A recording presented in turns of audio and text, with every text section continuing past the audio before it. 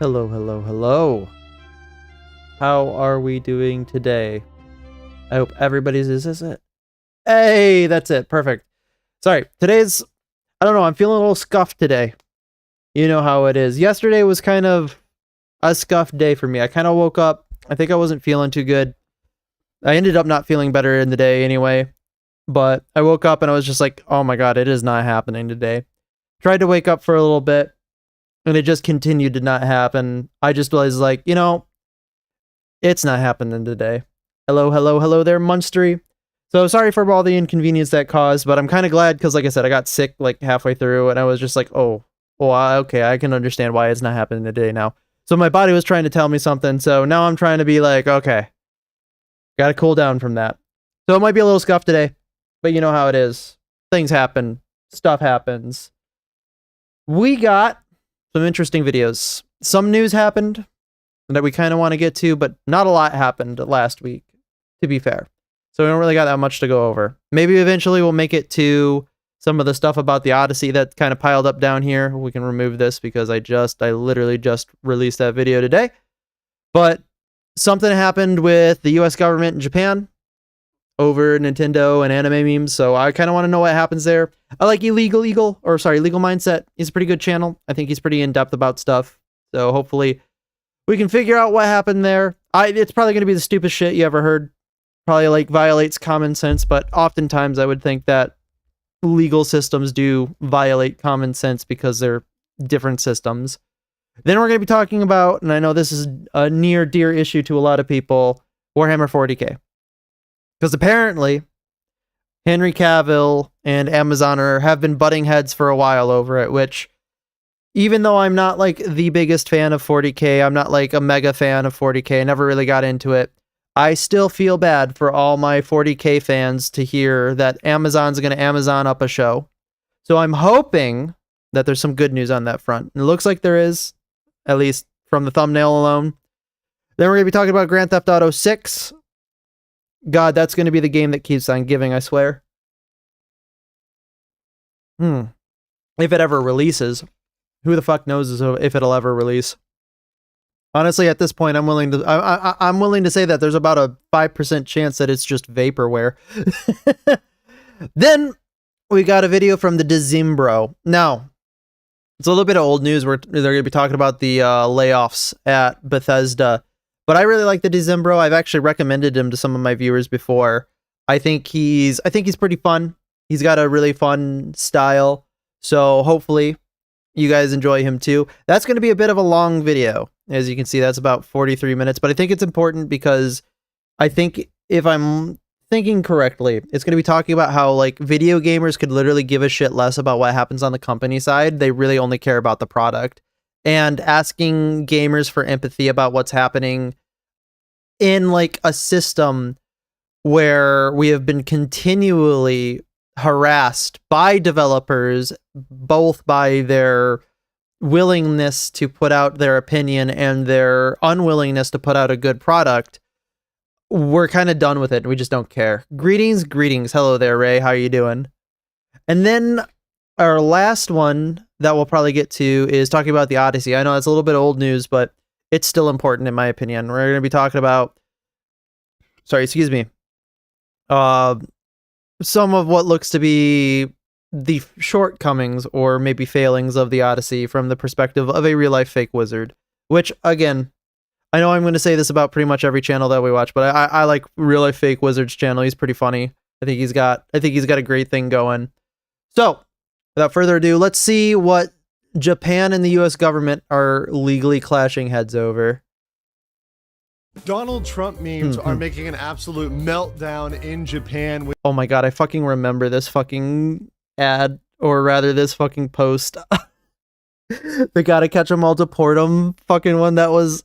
I'm sorry, if you didn't think that was hilarious and you have no sense of humor, it was funny. It was like absurdistly funny.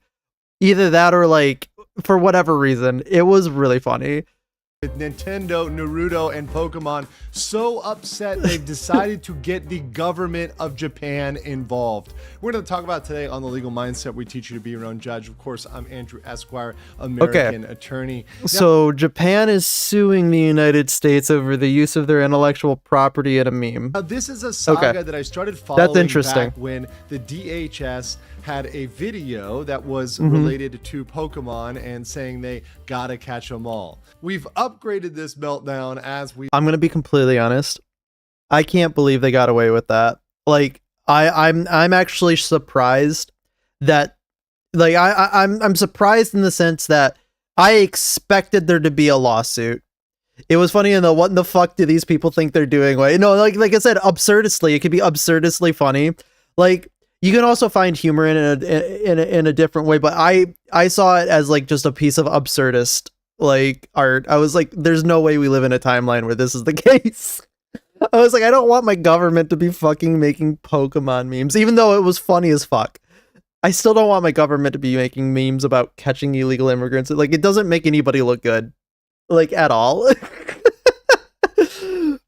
But I'm surprised that they weren't sued earlier. I mean, maybe it took a little bit of time for it to work through the system, but I was thinking at the time, I'm like, they're gonna get fucking sued for this. We've seen more memes come out. So, like, I'm a little bit more on board with the Japanese side of this argument here, where it's like, okay, no, I don't think the government should be. I mean, unless you can make an argument that it's in the public commons in a way, because they allow it for other meme templates, but we'll see. Until the Japanese officials have officially asked the US government to stop posting game and anime memes. And this comes not just from a random politician, but the actual official Ministry of Foreign Affairs of Japan. So this is something that a government agent... I think the United States has a good argument that they can do it if they're saying they're posting it as, like, in their capacity working as a private poster, so to speak, because yeah, they're a public agency, but they technically have a private account.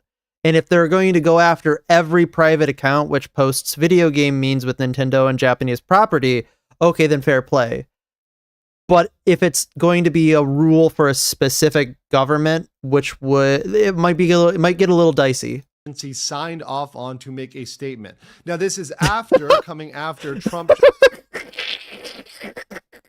I never saw this one. That's great. Posted this very hello there, Nova. Interesting legal questions. So where do we start? And I think for me, Mamma Mia, exactly, is the request. There's a difference between individuals and a company government. Yeah, but like the account itself is a private account as far as I'm aware, right? So it's like it's still an individual. I don't know. I think we don't have enough like legal definitions on that specific area, because I think keeping it vague benefits the system as a whole. So I can understand, like, yeah, it is a public entity, but can you punish a public entity for doing something that other private entities are doing in like the same capacity where I don't know. I would have to see the legal argumentation for it, because it's like, on the one hand, I think, yeah, there's good argument there. But on the other hand, I think there's good arguments to say, like, you can't punish a company for utilizing a meme that's already in like common use, or at least generally in common use. I forgot today was a YouTube only day. No worries, Nova. Yeah, no, like I said, sorry for not being around yesterday. Like I said, yesterday just wasn't happening. By the way, there's a huge H22 update today. There is, actually. I saw that there's a huge Helldivers 2 update. And like I said, that's why we're playing it on Friday for our community games, because the Warhammer Bond's going to be out. So, I mean, might as well, right? You have to understand exactly what he said, because the Japanese and many other... Yes, I'm curious what Japanese says. Its use of copyrighted material is essentially an advertisement. They have to be very, very... Right, but it wasn't advertising a product, right? So, again, I want to know what the Japanese, like, what they're trying to say, like what they violated in a way. Specific in their language. So Toshimitsu Motegi and the ministry officials formally stated that reproducing copyrighted content without consent is inappropriate even for public institutions. Now, this... Okay, so that's important, because they're saying even for public institutions, implying that it's inappropriate for also private individuals. I don't think that this is a strong legal argument. I think this is the wrong legal argument to be making. I think it would be better to make an argument about public entities utilizing copyrighted material in a capacity that is beyond a private use, and also utilizing it in a way that dilutes the intellectual property that it is being used, because now this opens the door for them to come after private individuals. At least that's where they're coming from this side. That's how I'm reading it, which I think is just absurd on its face. That's why I wanted to wait to see what they wanted to say, because knowing what I know about the Japanese legal system and knowing what I know about like how things like this are litigated, they usually try to go for the biggest possible net to begin with. I don't think that this is going to fly, because there's no way for you to stop it, first of all. And second of all, you can retroactively then apply this standard to all Japanese, whatever, intellectual property for memes that people are coming out making just in general on the internet. And that's not going to happen. Good luck with that one. This is the thing that he said. You have to read this very carefully. It's like you're trying to catch air with a net. Gut reaction of some people might be, well, you can't tell us what to do, or this is America. Like, what are you talking about? We can do whatever. What are you going to do about it? You got to calm down. You got to control your emotions here and look at what he's actually saying. He's saying it's inappropriate. Sure. He's not yes, saying it is. It's necessarily illegal, because he's not implying to control U.S. law or to know U.S. That's fair. law. That's fair. That's a fair observation. It's not clear whether or not the Foreign Ministry understands fair use doctrine. That's not something we know conclusively or not, because U.S. law for copyright, etc., may be different than the parameters that are in Japanese law. It is very different. And that's the very, very interesting thing. It could be inaccurate. You're right. Inappropriate, not illegal. Inappropriate. I would assume. And I would assume that this was translated with like an individual, not with like a program. Because usually, if it's like a foreign minister or something like that, they have their own apparatus that like translates not only just like the bare text, but also like the implications of what's happening. Because Japanese is a lot more contextual of a language than English is. So it's like, they're like the consent without the consent is inappropriate could mean something, could be said in a completely different way. So I totally understand that, but for sure, this is really not going to go anywhere, because it's a fight over two different countries' copyright and fair use laws. I think that it could go somewhere if, like I said, if the argumentation is right. I feel like there's probably been cases in the past where that's happened, but yeah, this probably is a huge nothing burger. Holy pause frame you walked into? Exactly. Holy pause frame. Welcome, Master Builder. We're talking about the Japanese foreign minister is not too happy about the U.S. government using their intellectual properties in their memes. That will bring us to... which, by the way, is a statement that I never thought I'd say. The right decision when we look at this overall. So let's also look at saving the memes. This is a big interest. And look, memes are an accessible, widespread form of political satire, parody, and commentary that enable ordinary people to criticize the government, advancing public discourse in a marketplace of ideas. We're able to have a back and forth on memes. We can... That is one hell of a way to really glaze memes. Have battle of the memes on the internet, and no actual lives are lost, right? But we settle things through these meme wars, and you know what? It ends up actually sometimes really resolving issues and coming to conclusions when you go. I don't know about that one. That's a little optimistic, if that's my opinion. If you argue that public entities can't use copyrighted material in the same way that companies can't, then that could go somewhere. Yeah, that's what I'm trying to say. Like, if they're trying to make an argument from like some type of damage or some type of like protracted dilution, I think that they have a strong case for that. I'm going to be completely honest. I do think that they do have a strong case for some type of like injury that could be caused to their product because people from one side or the other, people from, some type of like way of thinking, or even like just uninformed people who aren't in the quote meme wars in quotes, might see that and think, oh, they obviously agree with this. I think that you have a very good argument for that. And I think that that should be a standard that should be held for every like public corporation, and rather, I would say anything that's not a private citizen, right? because I don't want companies either to be using like other copyrighted materials or meme format, if they're a meme format, in their advertising to me, because that just sounds retarded. Sorry, like awful. I hate that idea. If we really boil it down, then the government is a company. Well, yeah, the government is a company, but it's a public company, public entity, right? It's different. It is different because there are private companies, right? Not publicly traded ones. But that's why I'm trying to find a way to define around a private citizen, but include private companies under the jurisdiction of a legal settlement or legal judgment in this case. I just don't think it will go too far because it's going to muddy the waters on IP and sovereignty. Yeah, no, there's definitely a problem with that, right? Because like, I think the biggest problem is most judges, and even to a degree the Supreme Court, really don't want to make like a lasting judgment on that, because that could get real messy real fast. And it's better just to be like, can we just make somebody pay you money to sweep this away, go under the rug, don't do it again? Because I think once you make a judgment on that, everybody's going to be upset. Literally everybody's going to be. And there's going to be not a single happy person in the room. So in order to avoid that and just keep the system running, they're just like, we're just going to take this gray area and completely ignore its existence.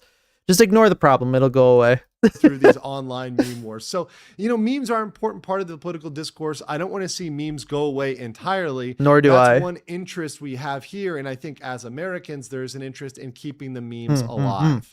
But that said, government parody does not automatically win a copyright or trademark case. Just because it's the US government doing it doesn't mean they win. Right? So that's very important. It's a case-by-case analysis, just like in the Ethan Klein case, where Denims, Frogan, Caseytron, they're all one by one, and they can all He did not use Grimace for Frogan. Oh my god, dude. have different outcomes. Now, some arguments go towards Trump, some go towards Japan, some depend on which one you're talking about. That's true. Because the DHS Pokemon video, I do think that maybe saying that it goes towards Trump is wrong, because I don't think it's Trump that's the one that's at issue here. It's the State Department. I think it was the State Department that put that out, right? So you'd have to use the State Department, even though it is directed by the president. It's still the State Department that is, I would believe, the one that is incumbent, or rather in question in this particular thing. Video is a little bit different and a different factors than the Naruto edit with Trump, right? There's two different things, and especially since AI was used to create the Trump image and was not used in the DHS. Yeah, AI is going to complicate this so handedly, right? Because it's like, you say, oh, generate me an image of Trump as Naruto with his shadow clones or whatever, and it's like, okay, technically you used AI to filter it. I don't know. Do you see the AI company, like, or how does that work? So going into the factors, some go towards Trump, some go towards Japan. So some that go towards Trump is that this is very transformative. It's satire and commentary. It's made to mock. It's made to make fun, make light of something. In the DHS video, "Gotta Catch 'Em All" is used in a different way with the word catch, right? Because catch isn't exactly the same as catching a monster in a ball versus catching someone who's crossing the border illegally. Then you've got core First Amendment speech, because Trump can argue, hey, political speech, political parody, that's at the core of the First Amendment. That is true. He also can say that it's not a market substitute. People are not going out there buying the Trump Naruto AI edit or the DHS video in lieu of buying Pokemon, right? So it's not substituting in the market. However, Japan has some very strong arguments as well, and we have to consider those fairly. So it is not a parody of the IP itself. It's more what they would call pure satire or propaganda. Yes, I think they've got a point on that one. 100%. Different way to look at something if it's just for purely propaganda purposes. Also, how much it takes, the substance, right? It's taking distinctive characters and themes. And this is something we saw with the Denims case, where they looked at exactly how much did she take of that Hassan Piker content nuke over. By the way, I have no idea about like what's happening over there. I just know that H3H3 basically won the case. So there. So when you're looking at this, how much did they take of the Pokemon theme? Okay, which rightfully so, right, I think so that might go that he should have. Japan. Also, the biggest one is this one. This is exactly what I was talking about. It harms your brand reputation and licensing's value. 100%. That's what I was trying to say, where it's just like, I think that this is the strongest argument here. I think that if they approached it strictly on that basis, I think they have a case. I 100% think they do. And that's why I was sitting there, like, when it came out, I was like, this is going to be, I'm surprised, rather, I would be surprised if this didn't go to court. So Japan, is Japan suing the US government, or just want them to stop using anime and their memes to be used? I think that what is happening is they're preparing possibly to do it right now. I think they sent them a strongly worded letter saying, don't do that again, which is like, yeah, sure, fair play. I think that's fine. But if they wanted to sue them, we're talking about the legal grounds for it, and they might be preparing a case for it. And like I said, I think harm's brand reputation is the biggest argument they have for that. Like, the fact that you took like the copyrighted characters and put it into what would be essentially a political meme, you can immediately make the argument that you're alienating the other half that doesn't agree with you. And since they never signed off on it, yeah, it's in the commons as a meme, but you're no longer acting as a private citizen, you're acting as a public agency, and it looks like we agree with you. You can make that argument legally, and I think it would stand. So, and I totally agree with the fact, like, I don't think that the government should be having like meme smiths, like, in any measure. Like, it's like, okay, what are we doing here? Like, we live in 2026, I guess, and memes are the way that we collect voters. By the way, welcome, gamers. Crom09, welcome. Glad to have you along. More exactly, is Nintendo is asking the Japanese government to help in a case. I think you're right. Yeah, I don't know if we're going to see it litigated in U.S. courts, or if we're going to see it. Well, I mean, it would have to be in U.S. courts because the United States doesn't give a shit about the World Court. Which, listen, I've studied that for years in college. I don't want to get into it. Harms brand reputation and licensing value. So this is supposed to be a wholesome family company, wholesome family stuff with Pokemon, Nintendo, Mario. So when they see pro-war associated with that, they think, hey, that's going to hurt our brand reputation, licensing value. If someone was to be confused and think that these companies were actually, pro-war or or anti-immigration, when actually they really don't want to take a political stance on anything. They want to sell to everybody, right? That's obviously what their goal is, right? There's a foreign policy angle. Exactly. That Japan is a key U.S. ally, and preserving relationships is based, at least in part, on mutual respect. You have to have mutual respect between the parties when you're dealing with foreign policy. That's true. So let's see. Japan is a key U.S. ally. That's why I think that this is probably going to be more or less handled behind closed doors. Like, Japan and the United States are kind of going to get together. This is what happens a lot, especially between allies. They all bluster in front of the cameras, but then they sit down behind like closed doors and they'll be like, listen, you can't do this. And they'll be like, all right, cool. Usually that's what happened. I mean, that happened with, like, in our most tense period between Reagan and I think it was Gorbachev. I'm not entirely sure, but they were like all blustering in front of the cameras. Behind the cameras, they were like, they felt like they were having like the greatest rapport ever. Like, they were like, oh, awesome, cool. Like, hey, this is our hard lines. Like, yeah, maybe the discussions were tense, but they talked to each other like real human beings. I think lawsuits between governments is bad news, not just for IPs, but for everyone. I mean, I guess it really depends on like the lawsuit. Like, a trade lawsuit that you can settle as a dispute probably wouldn't really affect that many people. But IP laws definitely get a little muddy, especially when you're going from one system to another, because Japanese IP laws are very different than United States IP laws. And usually when it goes from the US to another country, it gets better in that other country and it stays the same for us. But if it comes from another country, say Japan, that's got a lot more restricted views on it, coming to us, I wouldn't want to live in a country that has a lot more restricted views, 100%. It's an argument between the Pokemon Company and the US government. Are you sure it's not? Well, the Japanese government is just mediating. Yeah, exactly.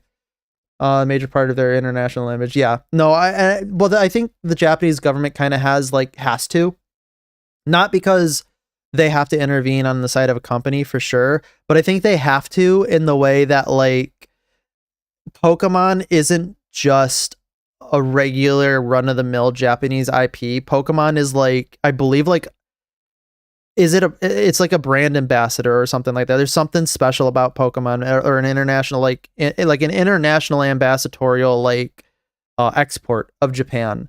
So it's one of those things where it's like the government has a vested interest in maintaining like Japanese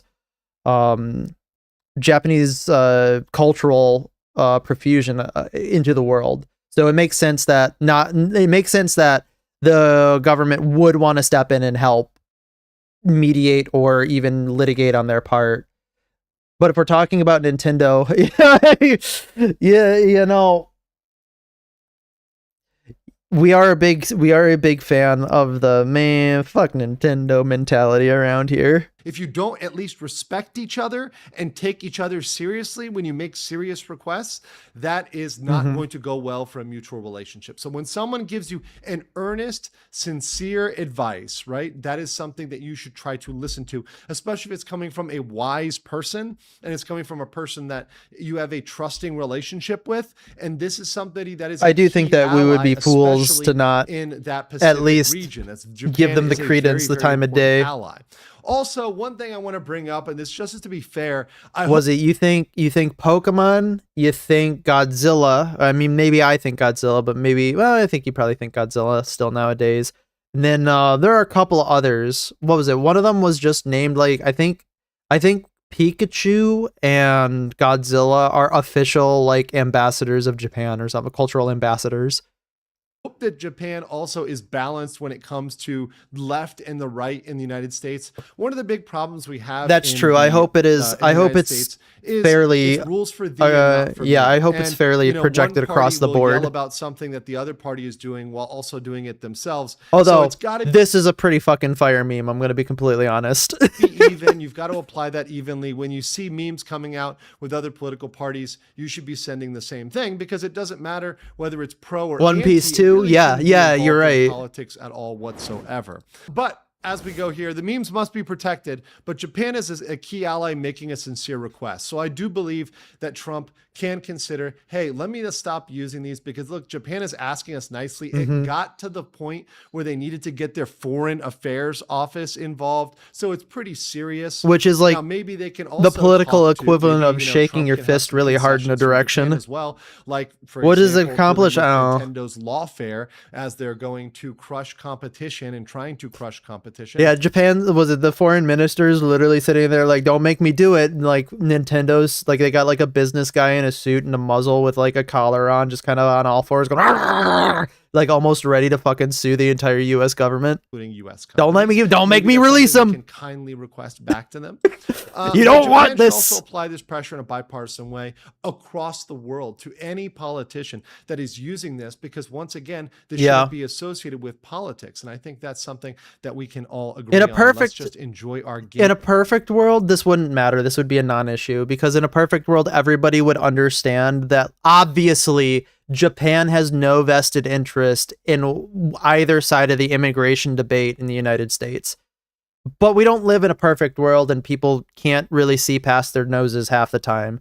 So we do have to make rules on it. And if we do have to make an adjudication and a rule, I want to see no memes coming from the government because I think the government has should have no vested interest is the wrong word, should have no ability to utilize memes because I don't want to see that from a politician. I want to know what's actually happening, not a boiled down version of ha ha ha ha, look at me.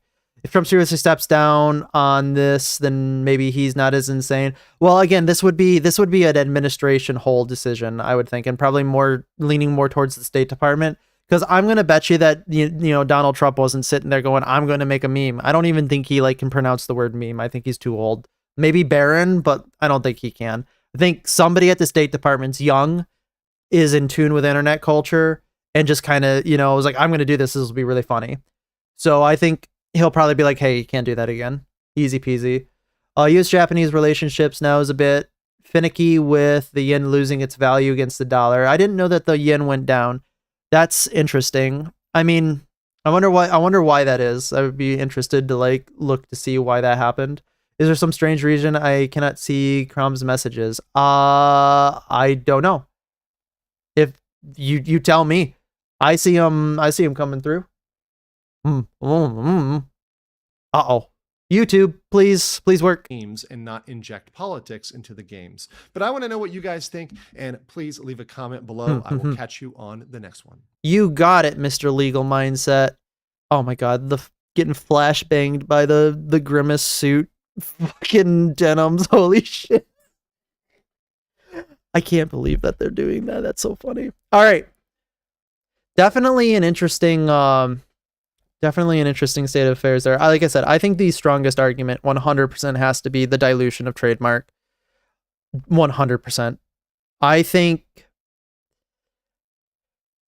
that they were going to run into that issue all the time. I'm surprised it took this long. But then again, governments move slowly, companies move slowly. I'm assuming that they probably are getting around to it because this has been in the works for maybe a couple of years now. Trying to be like, yo, guys, we gotta kind of like do something here. These people, like, we can't allow the United States government, even though they're an ally of ours, to use our trademark. So yeah, that was gonna happen a while.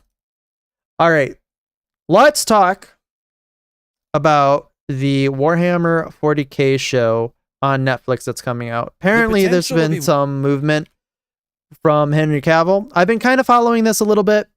Maybe we'll probably be following it as like a community. There really hasn't been much news on it, but apparently Henry Cavill's going to be playing somebody in an Amazon series for Warhammer. We all know what Amazon has been trying to do to Warhammer. I'm sure that our Warhammer 40K fans here are very outspoken about some of the issues with that, or some of the worries rather.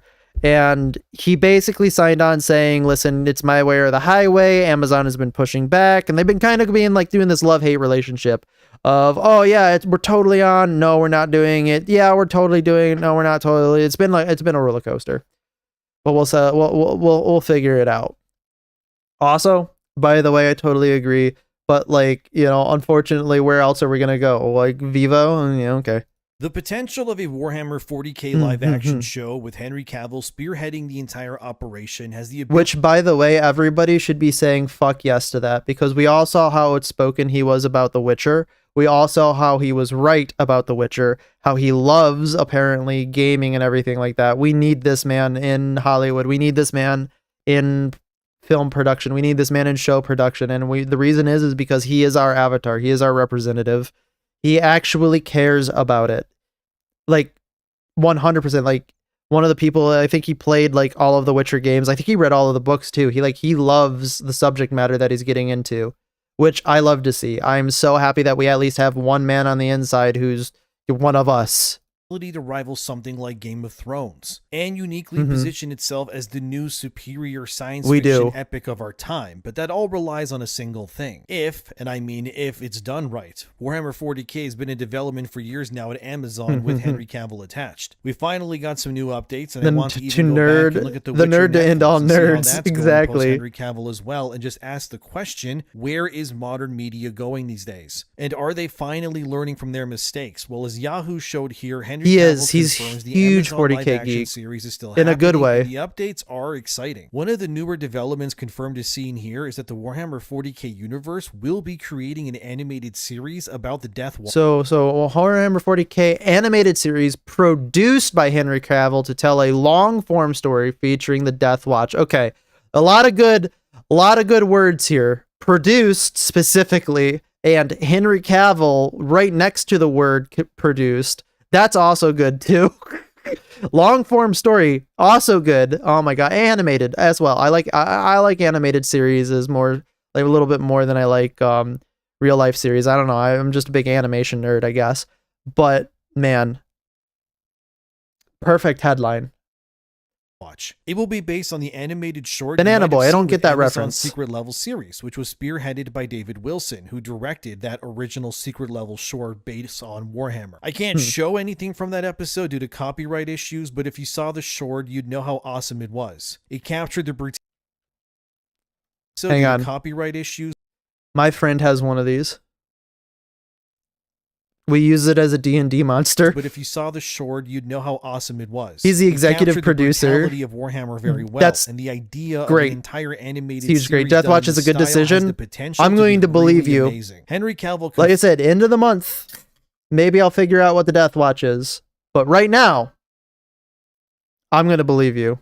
It will also be animated fully by Blur DI right there. Oh no. Also the original people that did the secret level short in the first place. And if you know the name Blur, yeah, they're the ones that also did all the Halo animated scenes in the anniversary editions of those games too. Again, really cool idea with tons of potential. The second season of Secret Level, which we're gonna play this game eventually on stream. Amazon is also going to have another Warhammer themed episode, but it will be probably after Lies of Age of Sigmar instead. So looking forward to that too, I guess. Wilson, who directed that episode of Secret Level in the first season, confirms his scene here. I mean, he looks like a fucking space marine, right? Like you put him in power armor, you got this head, he's got the face for it. That he's all in on delivering. Give him like a couple of like rivets and stuff like that in his forehead. An amazing Warhammer animated series that's going to wrap. It's a great faction. I believe you 100%. This is all happening because Henry Cavill is overseeing everything. He's an executive producer, if you didn't know, for the entire project. Henry's got final say on pretty much almost everything going on with this live action. He has final say on everything. Thank God. Oh my God. I hope he sits in there. I honestly hope he sits in there. The first fucking idea that's like just blatantly stupid on its face comes up. I hope he just looks them dead in the eyes and say, get the fuck out of here. Just fucking and leave. Now even animated universe. But the news gets better. Henry Cavill also confirmed himself that Mike Flanagan, who wrote the upcoming DC movie Clayface and has done other shows like The Haunting of Hill House. Listen, I'm going to believe you, Munstry. I'm just going to believe you for now. All horror themed, of course. And he's now we're playing this as a community game occasionally. TV show, which is supposed to be like the main thing, of course, where Henry Cavill himself will also star in as the lead character. PC Gamer confirmed it here. That Mike Flanagan and Henry Cavill are working together. However, currently no one knows who Henry is still playing, but since he's keeping it a secret, it's likely someone who already exists to some capacity in the lore, if I had to guess. Otherwise, why would you want to know what the best part about this is we finally get a television show. I guess television is whatever. We finally get a serialized show that will probably be lore accurate. And you want to know what the best thing about that is it's going to be perfect in a way. It's lore accurate. The subject matter is going to be accurate too. You're going to have somebody who's a subject matter expert on it. At least I would assume he's a subject matter expert. And everybody's going to love it because it's genuine. It's not produced for some mythical audience. It's not produced for some generalized all audiences. It's produced for a very narrow set of people. And in it being produced for a narrow set of people, you're going to be getting more people joining in on it because it's going to be interesting to them. It's going to be different. It's going to be bold. Thank God. Thank God we have that. Henry as Eisenhorn would be peak. I agree. In perpetuity, right? I guess let me know who you think he is playing, but it's happening and Steam is picking up now finally. Henry confirmed himself on Instagram as seen here that yes, he's in the show obviously. They made considerable advances in the story of what they want to tell and he will 100% play the lead character in the series. Good. I think personally getting Mike Flanagan of all people involved is a great idea because like I said, the guy is well versed in horror. And personally, the more you look at Warhammer's world and what could be done there, especially I could see good horror. Chaos itself. I mean, this kind of writes itself pretty much. It's become clear to me that one of the last genres that still feels unique is horror overall, and horror leads itself to be captivating because of what it represents. And I think combining that with Warhammer, that makes a natural fit. Like I said before, I think this entire project with Henry Cavill and more has the potential to become, and I'm not kidding, the new Star Wars. Obviously, Star Wars right now is in the... That's an interesting take, and I'm going to agree with that. Only in the sense that Star Wars has killed itself. Literally, it did. It just decided it took the blaster rifle, just kind of pointed it up and said, "See you later, kid." Boom. Star Wars is not in a good spot right now. Can it recover? Oh, probably if they retcon the last 20 years of Star Wars, but other than that, good luck. I think that it probably could become the next fantasy epic. I don't know if I want to see it expand out as Star Wars expanded out. I think everybody's fatigued with extended universes. I can agree that you should be kind of I would say, fatigued by that. I think that extended universes probably should be like really reserved for the mega fans, because that's how it always kind of has been. I think it was better that way. And trying to make everything the next like Marvel extended universe is just going to kill your show, or rather kill your like momentum, because then you're going to have people bombarded by it like every second of the day, and it'll stop making it special. Dumps, as we all know, no one really cares about what's going on there because they ruined it. Warhammer uniquely exists as the premier science fiction epic that hasn't been adapted yet, that can swallow up the massive void that was left behind by pretty much, well, every single science fiction project not named Dune that has like squandered its potential. I think Dune's the only one that's still doing well. With Star Wars dead pretty much, Mass Effect lost to the ether seemingly, and God knows what's going on with anything else, they could deliver a slam dunk here. And in the wake of everyone being sick of modern audience writing, if Henry Cavill can ensure his... No, so okay. I'm not fatigued with extended universes as a like... like if I enjoy something, I'm going to go seek out the extended universe. I'm fatigued as the extended universe being the massive selling point to like a franchise, right? Like Marvel, it was neat when they first started doing it. They needed to probably scale it back after they got done with the big purple guy, Thanos arc, the Infinity Stone Gauntlet, because then it just got like exponentially more and more. And now how many Marvel shows are there out there that are just not good and nobody cares about, that you kind of have to have as required viewing in order to see like the next Marvel movie? That's where people start going, okay, we did the whole paying attention to all the other, movies. As soon as you started saying you got to look at all the shows and everything like that, as soon as it started getting bigger and bigger, no, pass me with that. There's being so many memes, there's so many ideas to write a story about.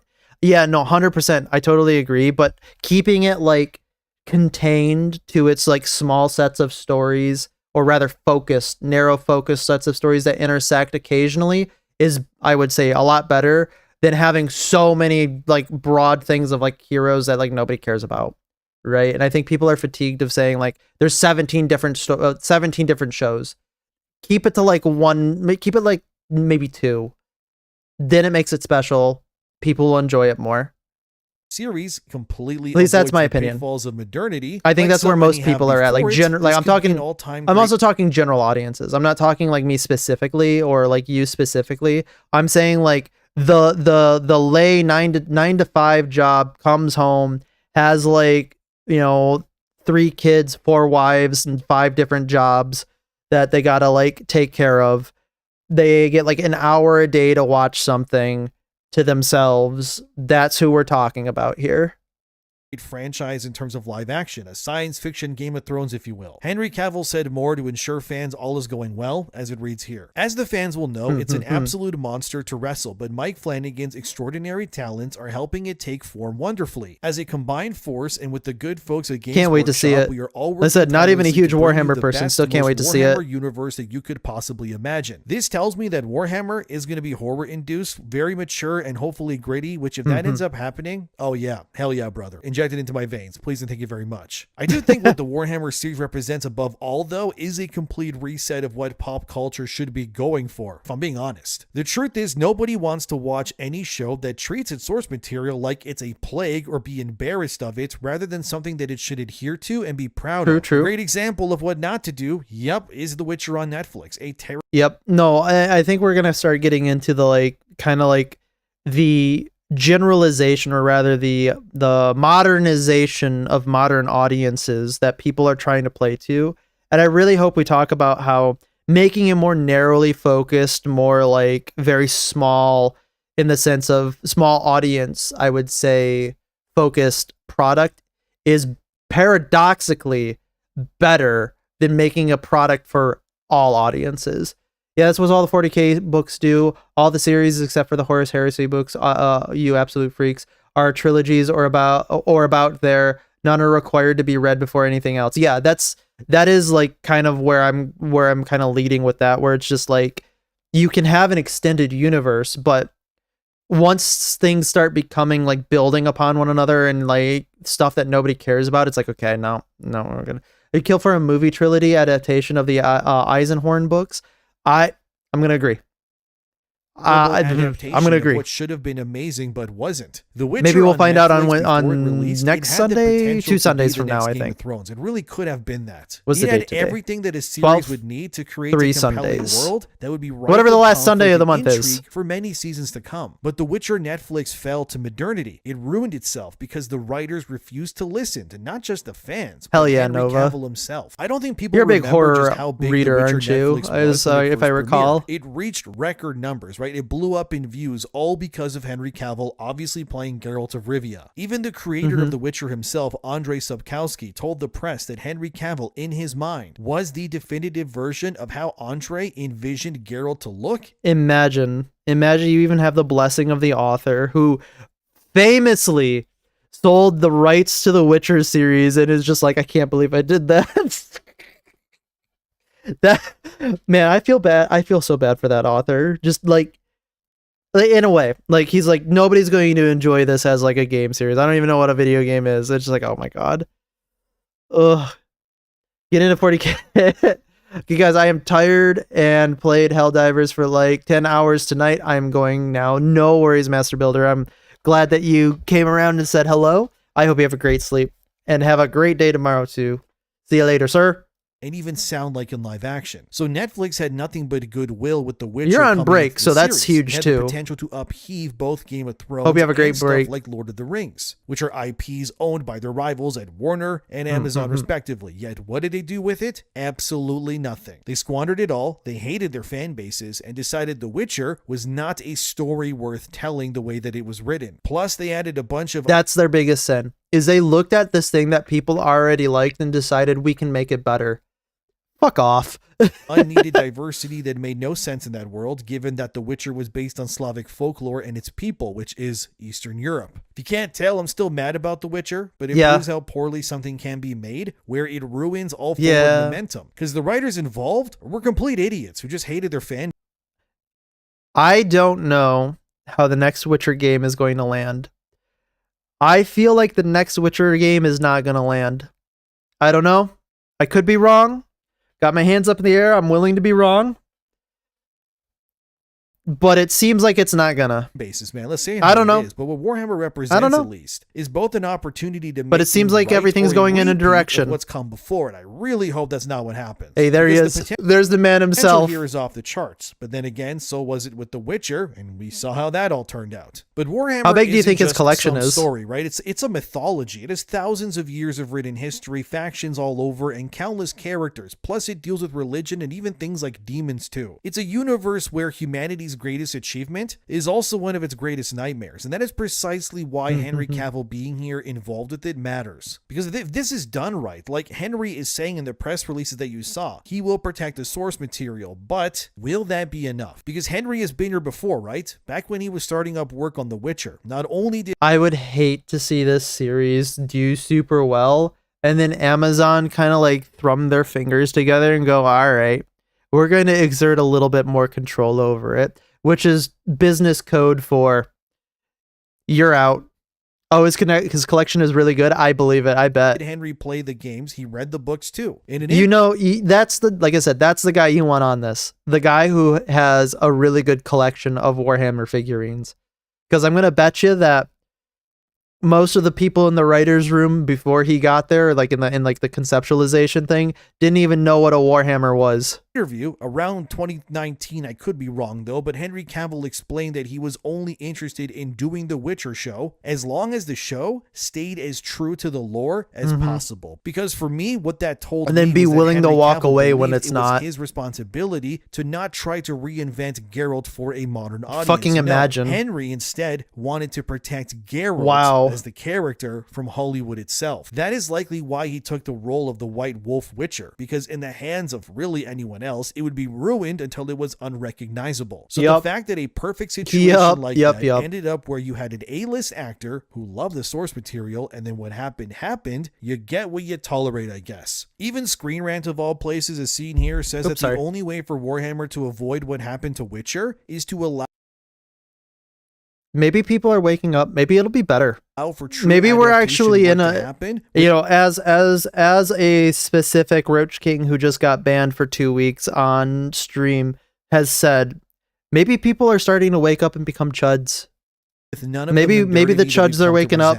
It's not like people are against adaptations having interpretation, right? That is expected. We understood that stuff in the books for Witcher would be changed somewhat. But other times the problem was that a lot of the time adaptations stopped being about translating what's even in the book in the first place. And instead it becomes very quickly about replacing it, right? A great example of this is how in the Netflix series, how they treated Eskel, right? One of the Witchers of Kaer Morhen. If you played the games, read the books, you know Eskel. He's also in The Witcher 3, of course, helps Geralt and Yennefer protect Ciri from the Wild Hunt. Yet in the Netflix show, Eskel is unceremoniously axed and dies in season 2 when he gets infected by a Leshen of all things. Why? It completely upends the entire story of Eskel and makes the game that just seems like, why would you do that?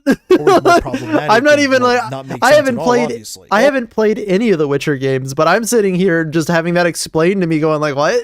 Although, of course, Andrzej Sapkowski, the creator of Witcher, considers the game stories by CD Projekt Red to be mostly alternative versions of his work. Non-canon to a point, but it still remains that what happened to Eskel was a prime example of how modern audience writing ruins everything that it touches. As Screen Rant says it here, we should expect Warhammer to be more authentic thanks to Henry Cavill being executive producer, although in Warhammer's case, the state of that universe does allow for really any sort of story to be told, but that's not really the issue here. But the fact that the matter is there are core fundamental concepts everyone should adhere to when it comes to, say, Warhammer's world. Like, for example, the Emperor is basically a husk on a throne. If they magically write something post the Horus Heresy where obviously the Emperor was already mortally wounded by Horus, but suddenly pretended that actually no, the Emperor's totally fine. Yeah, that would anger everybody. Same goes with...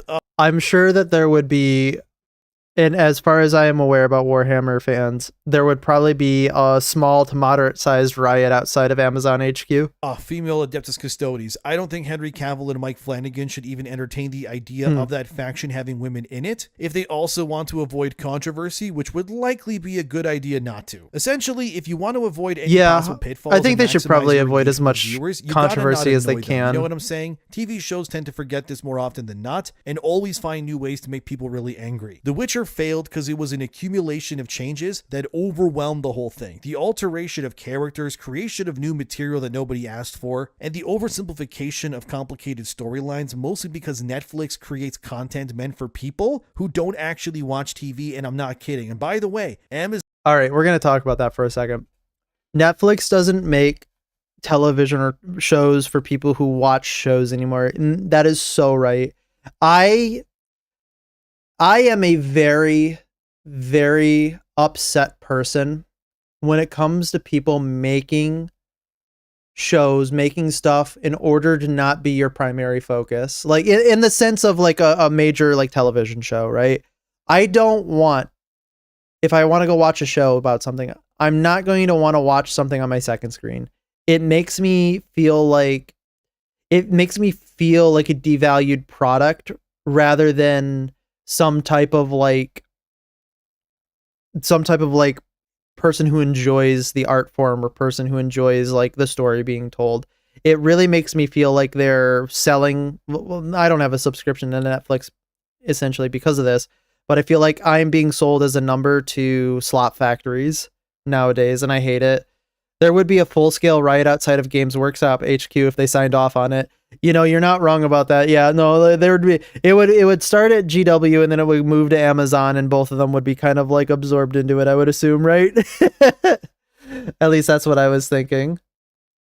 Amazon is to blame for this sort of thing too, which they're doing Warhammer, obviously. So this is relevant, okay? The term that explains this is usually called casual viewing, as TheGuardian.com showed here. This is a big problem. It's been widely documented already that many streaming services largely dumb down their content in general because most audiences don't really engage with the content. It's not just Netflix, like I said, it's Amazon.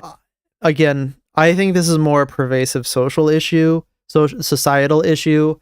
There's a lot of things causing this problem, and I don't think that like Netflix is necessarily to blame for wanting to do that, because I think they're just tracing the trends of like where people's attention span is going, which is an unfortunate like side effect of it. But eventually, I just banged my nose. Eventually, I think we're gonna make it back to people having focus again. It's just going to take a little bit of time. Apple, everything. So people who work in the industry spoke to The Guardian anonymously, and as I highlighted here, Netflix, for example, actually tells creators that certain scenes or shows in general must actually be dumbed down on purpose because they're not, and I quote, second screen friendly. So the idea here is that your phone is actually... That almost made me throw up. The first screen you usually care about when you're watching something. The TV, laptop, whatever is usually the one you're using for Netflix or Amazon or Apple or anything else, but it needs to have content that you can listen to while not necessarily watching so that you can understand what goes on, because most people pay way too much attention. I'm not going to lie, if I had the chance to play, like I said, I haven't played Warhammer. I know a little bit about how it goes, but if I had the chance to like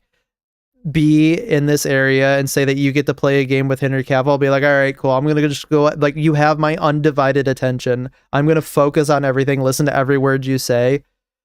I would play Warhammer with Henry Cavill. To the screen in front of their face instead. Never played it before. The Witcher perfectly fits that description. I know that historically those games can go of the show, like the hell. Some of my friends have said that they've lasted days because it doesn't matter anyways in Netflix's eyes. You're likely not even watching.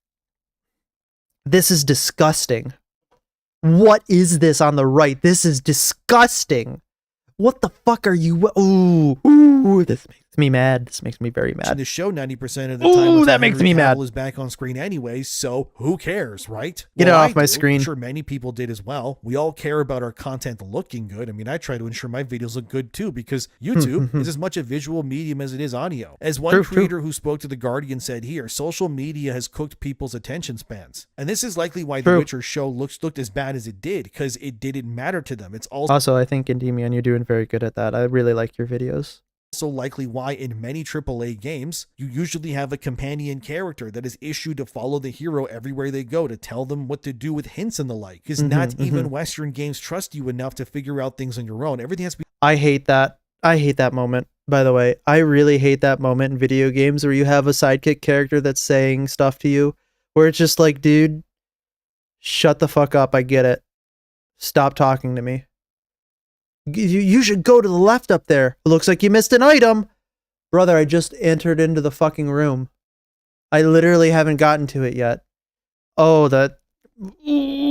described to you. Warhammer, stop treating however, me like an is idiot. A visual medium for the most part. It comes with the whole, building your own army shtick. I know, but yes, I know they have books, of course. Power level spike there a little bit. It's important that the live action or now animated series ensure that they are not made for casual viewing, as some of these streamers would put it, but instead making it for actual viewers who care about this sort of stuff. Right? Henry Cavill is. Oh yeah, there's a multiplayer mode in this game. We could also probably play that, maybe possibly for community nights if more people have that would be interesting. Maybe even like on other nights too, where you might be able to get some type of involvement for that. But I know they have a multiplayer mode that would be pretty funny. It's like a horde mode or something. Warhammer 40K at this Amazon thing, they must know the lore in and out. Could be fun. And has to, as Henry said once, read the codex. Otherwise, what's even the point? Now, I don't claim to know everything about Warhammer, because I don't, and even I find it extremely bizarre how commonplace it is for modern adaptations to still be made by people who seemingly care little to really nothing at all about the thing that they're writing about in the first place. As Screen Rant puts it here, the only way Warhammer works as a series is if it's faithful. Otherwise, it's cooked before it even arrives. If you're not faithful to the lore of Warhammer, this entire show is nobody's gonna watch it.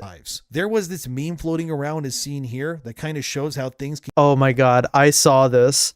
This is, look how they massacred our Warcraft right here. Like, oh man, I feel bad for the Warcraft fans, like the old Warcraft fans. It's just like, what the fuck did we do here?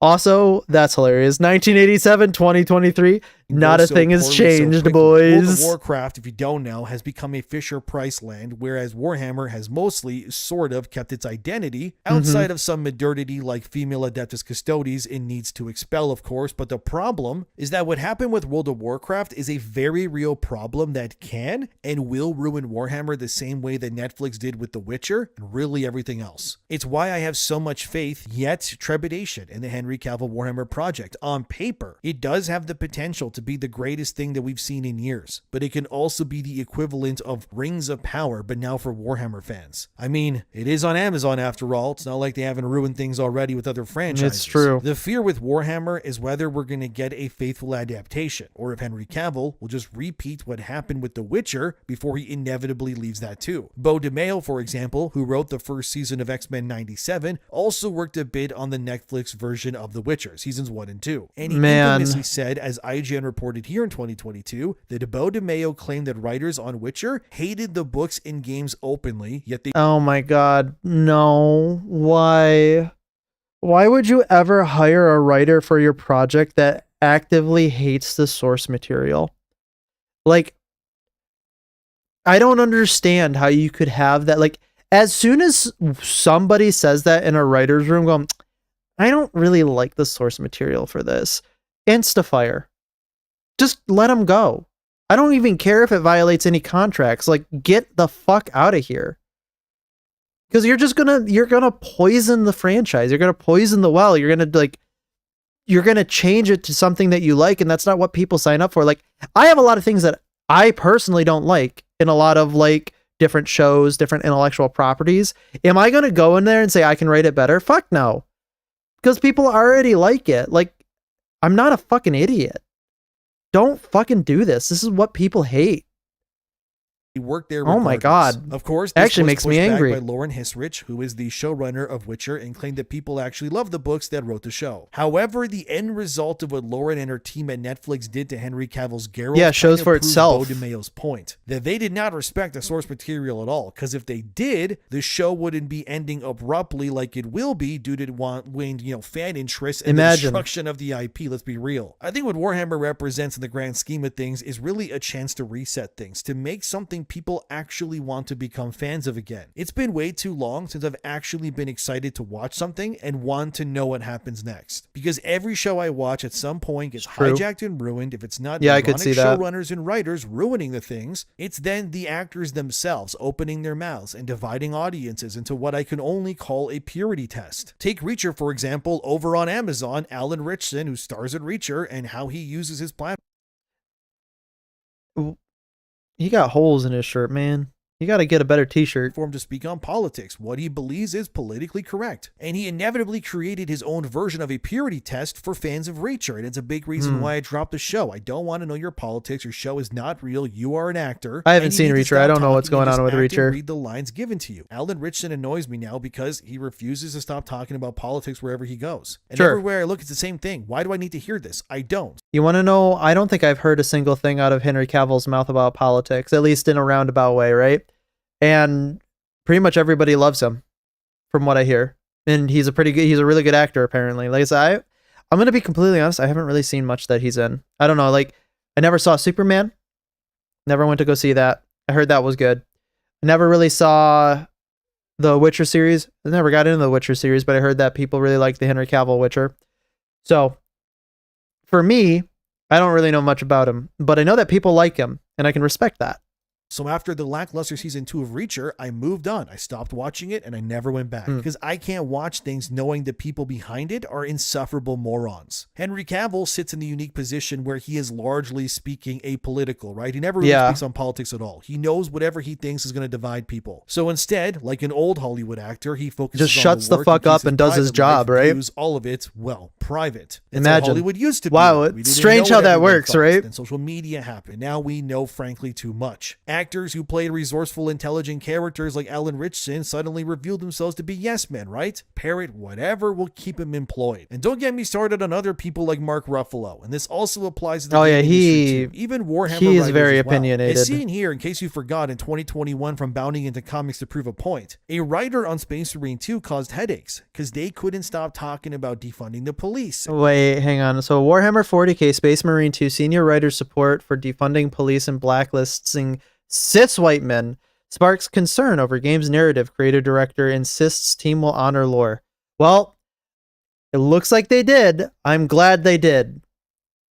But that is worrisome. And erasing men from roles in video games. Yes, this is real. This writer's name is Ashley Cooper. As seen here, the champion the defunding of police. Unsurprisingly, all of this stemmed from the rise of dirty Get him out of 2020, but this is my point. None of this helped anyone. This is the same Warhammer writer as seen here who said in 2018 that comics don't belong to cis heteronormative white men, I guess. And that everyone should stop hiring white men. Honestly, just crumple it up, throw it in the trash can, the opinion, and be like, who cares? Just fire them and move on.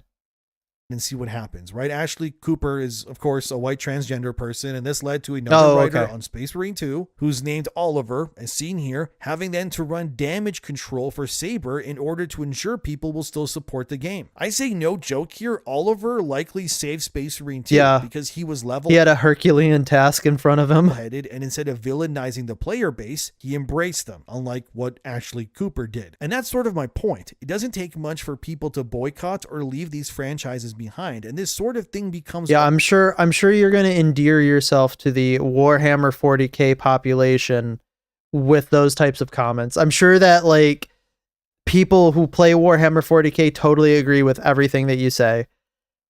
I mean, good on Oliver. All too commonplace everywhere in pop culture these days. Henry Cavill, well, coming in here with a no onto the Warhammer series. Let's be real, because all you're doing then is creating unnecessary problems, right? The likes of which someone like an Alan Ritchson or Mark Ruffalo would advocate for, because they're also crazy people. But the controversy nevertheless exposed something important to me, which is the relationship between an adaptation or game or show, whatever it is, and the people making it matters a lot these days. Because if you are adapting something beloved, you need people who understand why it became beloved in the first place. And you need to ensure that people hired do not actively loathe the audience that they're meant to be serving. Warhammer 40k is not sunshine and rainbows. It is literal nightmares given form, trying to it's like the opposite. Humanity from existence on a galactic scale. The Imperium is not your typical... You don't go to Warhammer properties to feel happy about yourself. You go to Warhammer properties to feel the Warhammer emotion. Heroic good guys. They're not the Avengers, but they are humanity's best shield against things that are arguably way worse than any political ideal or movement. But that's also what makes 40k interesting. It's the moral ambiguity, right? The absurd scale of it all too. And if you remove any of those elements for modernity, it's not Warhammer anymore. It's just generic space fiction, but it has Space Marines in it. And this is why Cavill being an executive producer is important. Not because executive producers automatically control everything, okay? They don't. And we shouldn't pretend that Henry Cavill has unlimited creative authority. He doesn't have that. Amazon is still Amazon. Games Workshop still owns the property, right? There are going to be countless people between any idea and the final product. I get that. But Henry Cavill is something that most corporate executives usually don't these days. He actually cares about the universe deeply and understands it. He didn't describe getting into make Warhammer... Let's see. Like, without him, the percentage chance of them fucking this up is about 80%. With him, the percentage chance for them to fuck this up is about 20 to 25%. Content as, pretty solidly, I think. A new job, right? No, to Henry Cavill, it was akin to like he's been waiting for this his whole life, you know, and that's the sort of passion that Warhammer needs right now. Everything needs. It's kind of like the same feeling with who was the actor who played Count Dooku? I forget what his name is, but it was Sir something. Oh, fuck. But no, it's the actor. He played Sauron in Lord of the Rings. He actually was able, he knew J.R.R. Tolkien and was able to talk to him. And J.R.R. Tolkien gave him his blessing to play Gandalf. And he was very upset, or rather he was very broken up over the fact that he didn't get to play Gandalf. But he was so passionate about Lord of the Rings that apparently on set, he was like the guy. He was like I am the Lord of the Rings guy with Peter Jackson, and it made it better. Because you cannot fake understanding 40k. You can hire consultants, you can read the lore, you can build Sir Christopher, sets, you can create incredible CGI that's super I think his name's Christopher, but right? if the people making the show don't understand why fans love this universe, trust me, the audience is It'll come to me eventually. It'll come to me an hour later. To realize the potential they have here to make something even bigger than, say, Fallout or really anything else. They have the opportunity here to make the next Star Wars. And I'm not kidding. There is one lesson from The Witcher that Amazon should take seriously. Never confuse... I am going to say I don't think that they can make the next quote Star Wars, because I think Star Wars's message resonated a lot more with, like, I would say the generalized audience. I don't think the message of Warhammer is the same message as Star Wars, where Star Wars' message was kind of hopeful.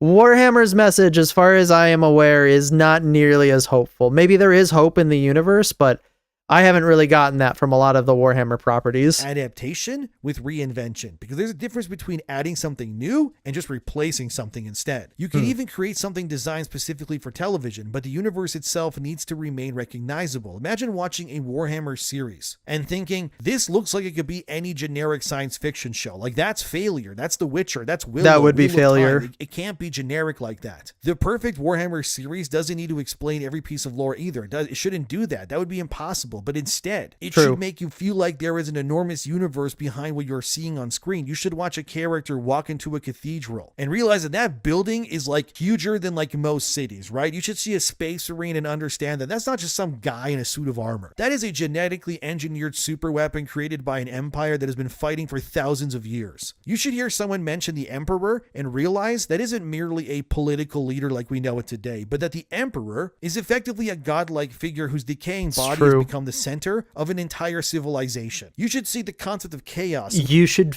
feel the universe. Understand that humanity isn't fighting an enemy that can just be defeated with a gun or something, right? They're fighting something that exists inside the very fabric of reality. That's Warhammer. That is what Cavill needs to protect here. And this is where the story comes full circle, right? With The Witcher, Henry Cavill was an actor. He couldn't advocate for change and he had no real power. But with Warhammer, he's coming into this as an executive producer. It's a completely different beast in terms of power now, which is good. Very good even. Does that guarantee success? Of course not. But it does give this project something The Witcher eventually did lose, which is a powerful advocate inside the production who has a real personal reason to actually care about getting this thing right in the first place. And Hollywood can learn a valuable lesson here too. It's not about just... Hollywood will not learn a lesson from this. If anything, Hollywood's going to take the opposite message of how can we use this to forward our agenda.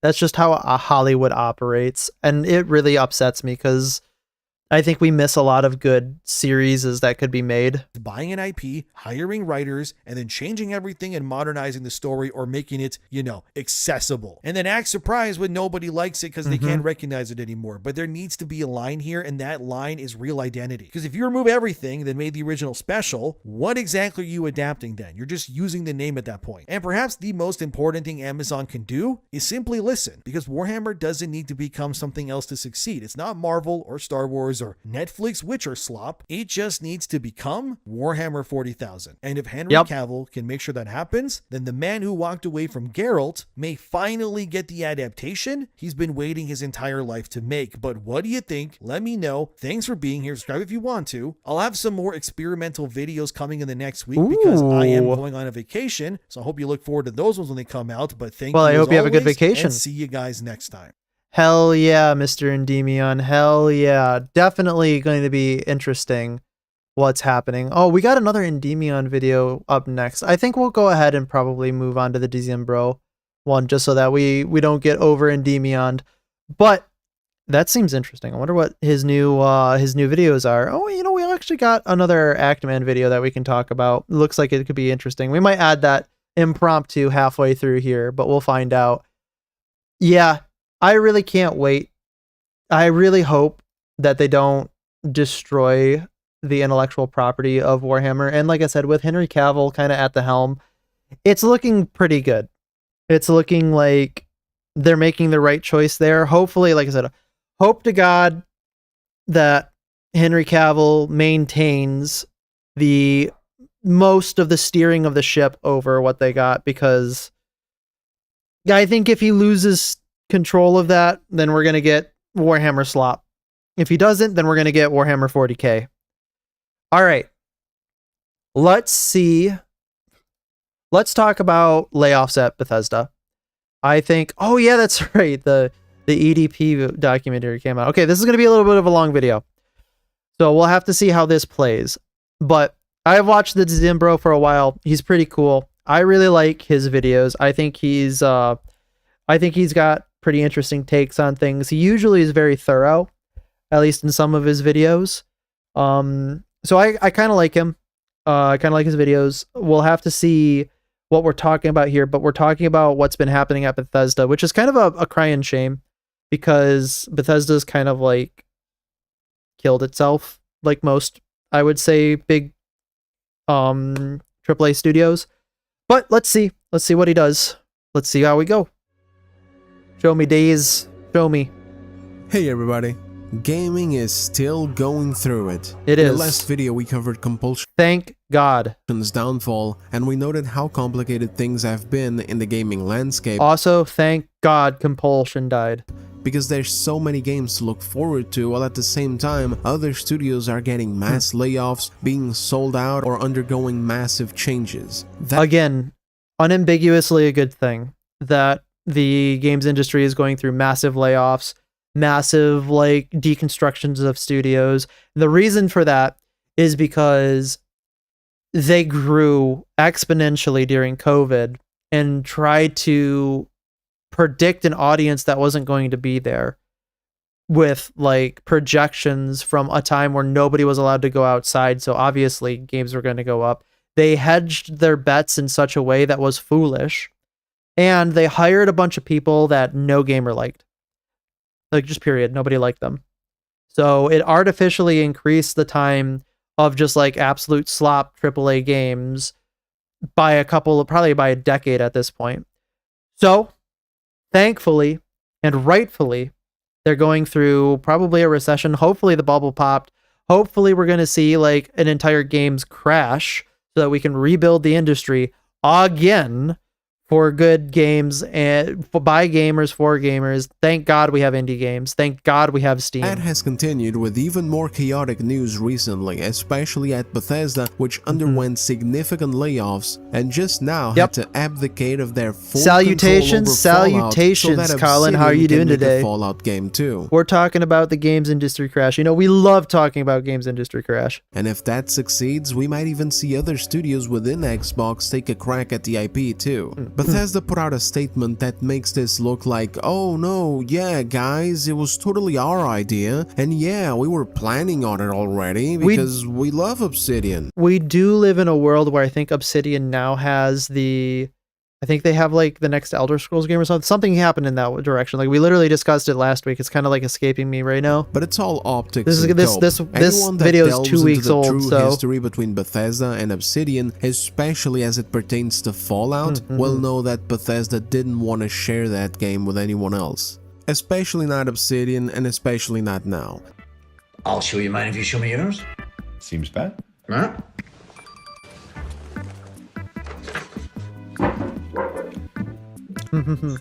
Very good. Doing fine. Yesterday was a bit of a struggle, but today's pretty good. Thanks for asking.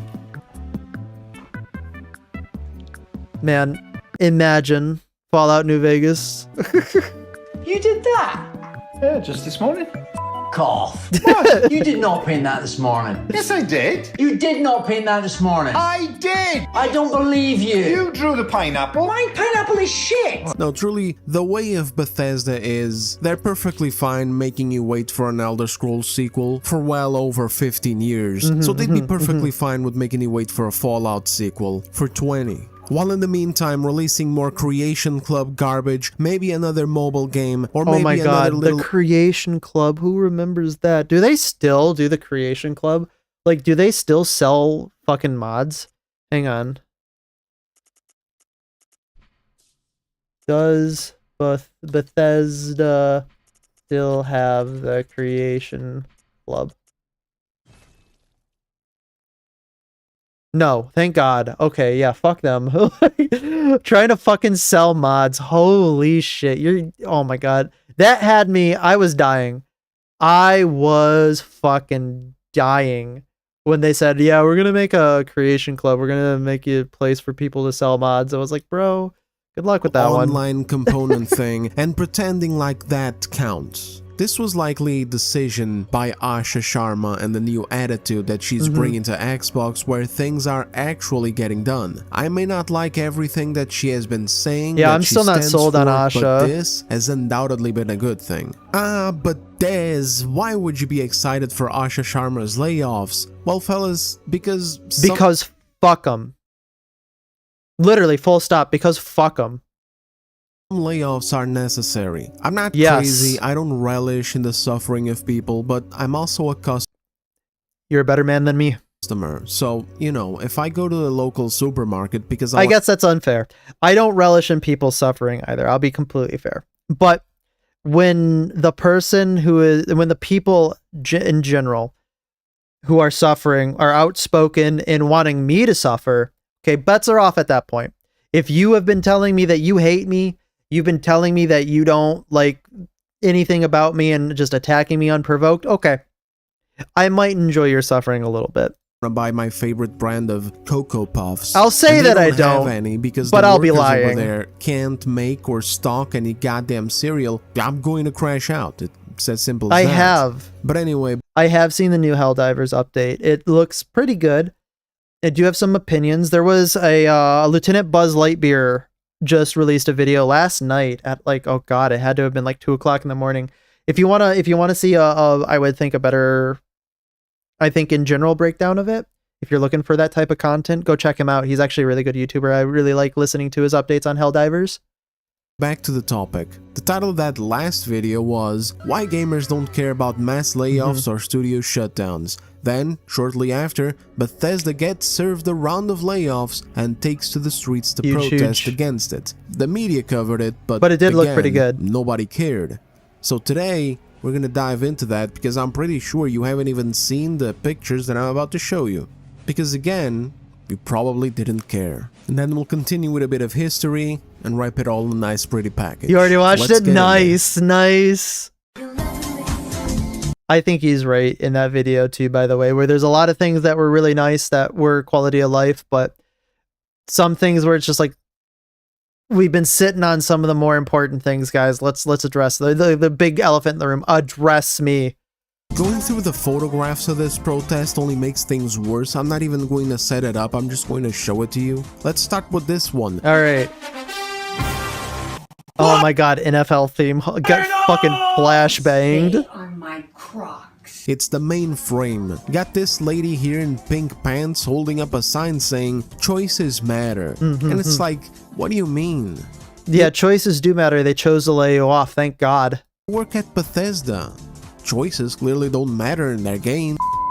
Okay, no, but seriously, the protests show such a disconnect between devs and gamers and maybe even devs and reality. Just look at these signs. Devs before dollars. Bro, No, that's not how that works. you need the dollars before you can pay the devs. Exactly. If the devs aren't They're not producing gonna be the able to dollars, pay you then on a there's bunch not of even a shit point for with them no to be money. around. And again, this will be a mix of voicing serious concerns throughout this video, but in a chill way. Like, I don't want to be too heartless or whatever, but the truth has to be I think that there might be a time for tough love. This might be one of those times. I think you probably could. spoken. Bethesda hasn't been doing shit. They have scores of developers, and at some point, you've got to wonder what they're doing. At some point, the very people who run these companies have to ask themselves if they're running a game studio or an adult daycare center. Over here, we got a sign in the back going, our players deserve better.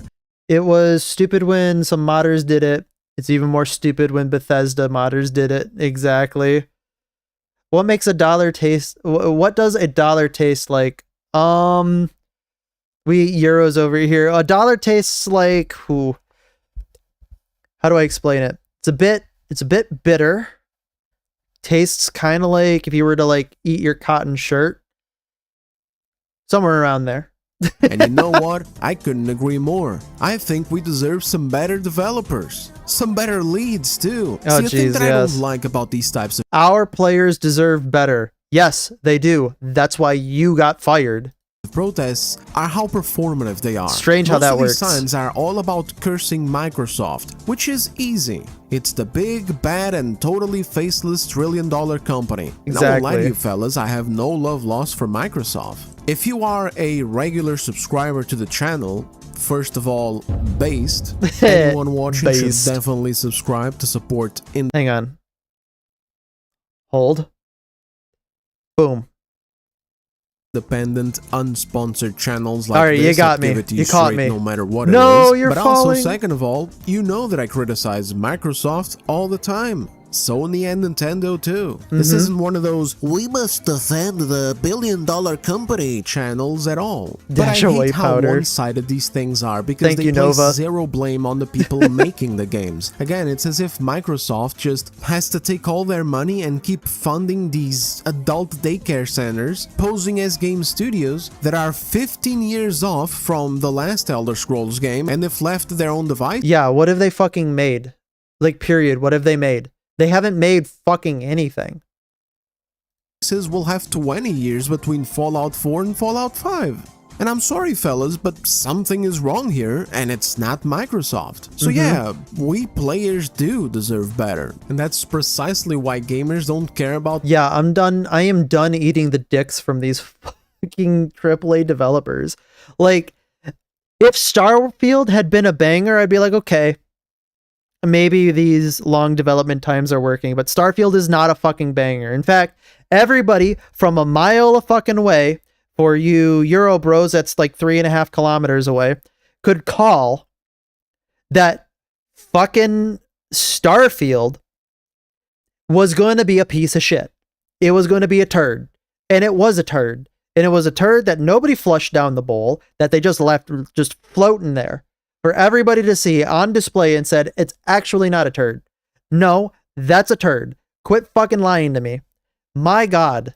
These make a better game. You had 15 fucking in the next years. Section going through Obsidian's history, timestamps in the description by the way, I'm going to be giving you an example of when gamers deeply cared about some layoffs, to the point of funding an entire new game. But that's later, and that has nothing to do with what's going on right now. We're able to see the bloat, we're able to see the incompetence. Ooh, that looks like a fun game. That's why people don't care. It's not because they're heartless. It's because there's no goddamn Cocoa Puffs at the supermarket. Look at this one here. No devs, no games. My dude. Okay, good.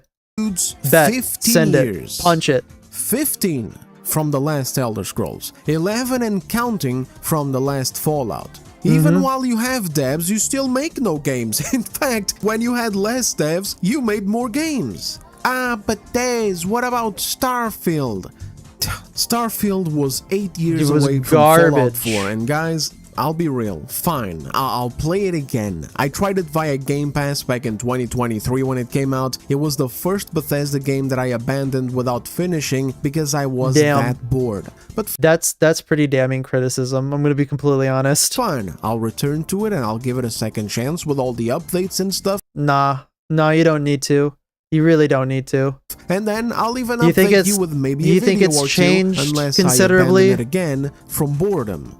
But even if this was a prime Bethesda game, which it clearly isn't because even Bethesda fans are spending more time in their older games than in Starfield, it still doesn't excuse how it can take these people nearly a full decade to put out a game that is hardly any goddamn different from their previous ones. Nearly a full decade for this makes me wonder how much more time Bethesda would need to make a game that truly feels new. A game I don't think they can. I'm sorry, I don't think they can. I really just don't think they can right now. There's no market incentive for them to do it. They already think that the people who are going to buy their games are going to buy their games. They're not going to make a game that feels new. Just period, on its face. I don't think they got it in them. A new engine. The fucking name would have to just be called... I will say, though, I think they shouldn't change from the creation engine. And I might have a controversial take on this one, but I think that if they move to Unreal, it's going to devalue what makes Bethesda, like on its core, not what it's become. I think what they should do is they should buckle down and create an entirely new creation engine from scratch. Don't update the current one. Don't like take the bases of it and update it. Make a new one from scratch. Make it designed from the beginning to do exactly what you want in your games. Don't take Unreal and borrow that because everything's done in Unreal now. You will lose what makes you feel unique if you don't make a game, or if you don't make an engine that is tailored specifically to what you're trying to do. What do you mean they're supposed to make games? We don't make games? I know, right? field, because by then we'll they're sitting there in the games they're sitting there in the games factory wondering why beans aren't coming out. Already be exploring the stars. People over profits. It's a nice slogan, and ideally, to an extent, I would even agree with this. Too bad it doesn't the work! boogeyman of the games industry is actually unchecked, infinite-growing, greed-driven profits for out-of-touch executives and investors who are not gamers and aren't satisfied with making a simple profit. And so they crank out monetization garbage, they shift to live services hoping to be the next Fortnite, and they corporatize their studios as they chase even more profits from I totally agree with where he's going on this, right? Skyrim was an attempt to do that. Creation Engine was made for it. No, I know the Creation Engine, but it was an updated version of their old Creation Engine. It wasn't a completely new engine. As far as I am aware, I didn't think it was a completely new engine. The Golden Goose died a long time ago. Yes, for market reasons. You're not wrong on that one. But where he's going with this is gaming has become more bureaucratized, at least in the AAA space, where they're trying to chase like the specific profit behind live services. And I think live services need to die. Honestly, what I'm more or less looking for in this games crash is the always online live service battle pass model to completely die. The Fortnite-ification of video games. So why I say Fortnite is probably the worst thing to happen to gaming ever since the 80s is because it showed game executives of at least big AAA companies that can put into action this, what they can abuse their player base for up until a point, right? They say, we want to have a Fortnite. We want to have this from Fortnite. We want to have that from Fortnite. I don't want to fucking have Fortnite pervade in every single game. I don't want a battle pass. I don't want collabs from everything. Just hunker down and make a good game that I can pay like $40 to $60 for, that I'm going to get 40 to 60 hours of entertainment out of. Stop trying to sell me skins. I'm never going to buy them. I'm not going to buy a skin in a single player game. That's fucking stupid. Just give me a game. From as many sources as possible. Again, they're not gamers. They just want to leech off of the gaming audience as much as possible. And the big part of this is actually why some of these developers got hired in the first place. It was through wasting money, turning it would have been better for me. studios into whole corporatized campuses that look like holiday resorts. Opening new departments that nobody knows why they exist or what the hell they're for. All that we really know is that they have nothing to do with the fucking games being made. Like for example, gotcha, Nova, Square gotcha. Enix They still need to make a new ethics engine. Department. Because that engine was out of date to begin with, as far as I'm aware. Even there? What are they doing? It's just fake jobs on a payroll that don't. Colin, I'm gonna I was shocked and appalled when the Nicki Minaj skin came to Call of Duty. I was fuming. Here, I got you. I'll show you exactly what I was. It's time. I can finally bust this bad boy out.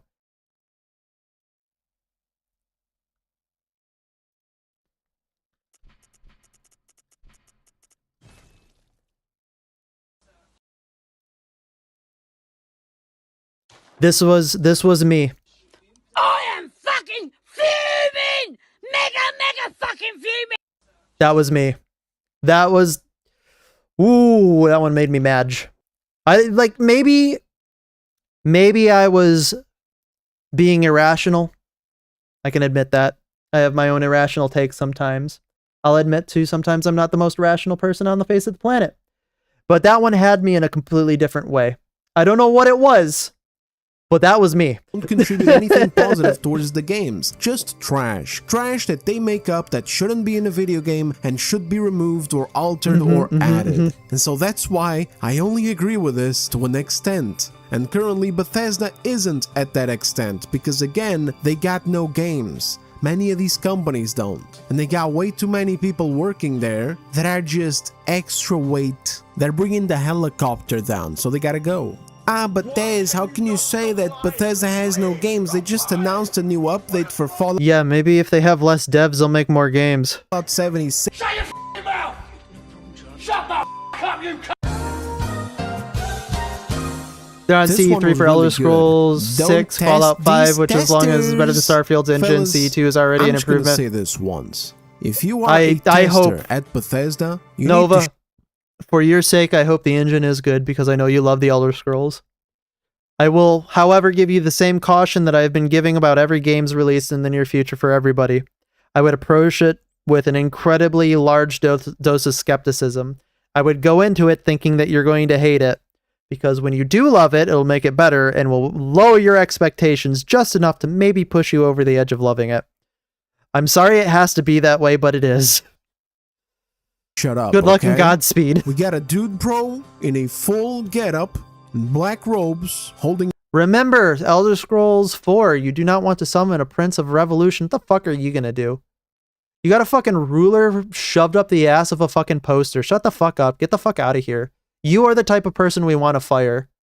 Up 2 signs. Number 1, remember Elder Scrolls 4, you do not want to summon the Prince of Revolution. That's Mehrunes. You're not mad that they're not making games. You just find it funny because it's really stupid. No, exactly. Like, all you can do is kind of laugh at the end of the day. Oh, my only copium is they don't mess up with the books, but considering the literacy crisis, I'll be shocked if we have collectible books that are optional lore. Oh my god. Holy shit. Actually, Nova, what it is they're gonna be like stones that have like audio, like audio books on it, and it's all gonna just be like spoken in the cadence of modern parlance, and it's all gonna be like no cap and stuff like that. You're gonna sit there and you're gonna be like, man, if I could choke myself, I would.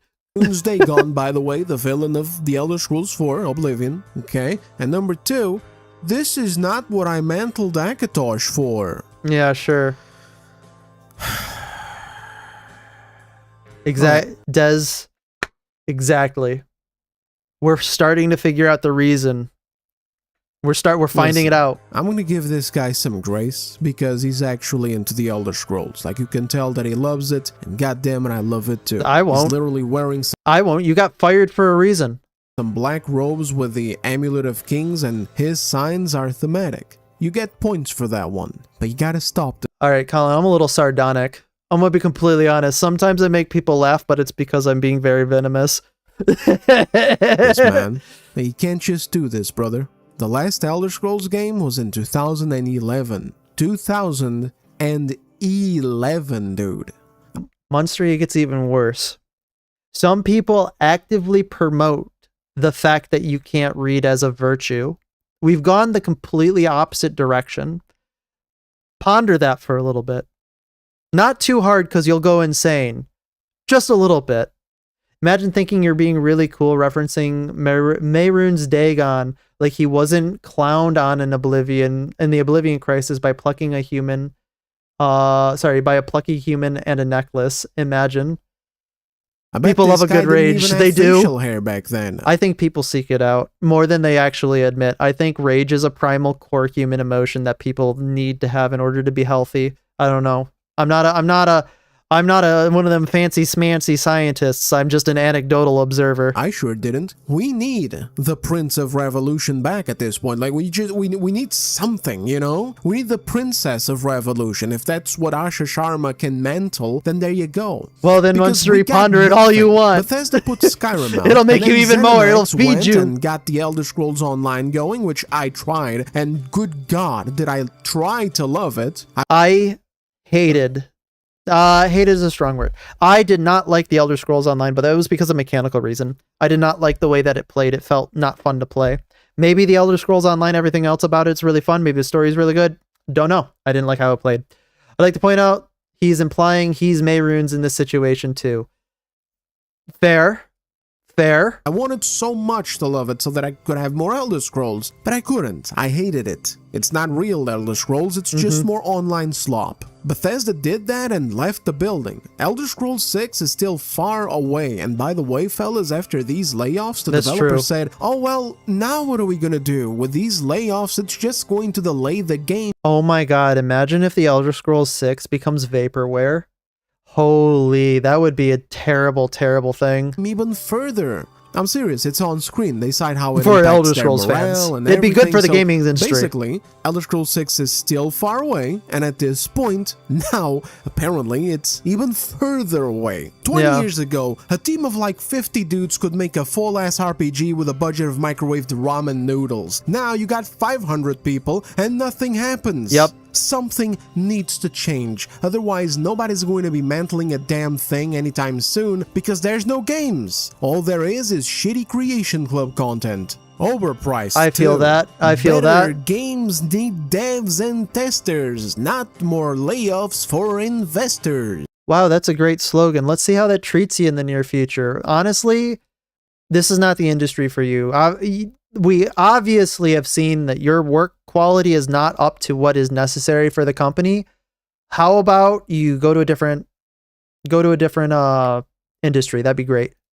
Where are the games, Bradley? Exactly. Nice sign, it even rhymes, but at this point you had fully stacked teams for years, and nothing changed. If anything, the games got worse and the development times got longer. Doesn't So matter bloated. if you get bought out by Xbox, doesn't matter if the morale is up, doesn't matter if you strike a deal with Amazon for a TV show, nothing happens. So I don't know. Maybe we do need to force some changes. There's a reason why indie games are outselling the absolute fuck. Like they're actually mogging on AAA developers. It's because they're made by people who are small teams who care about the games that they're making, who want to actually make a product that people enjoy.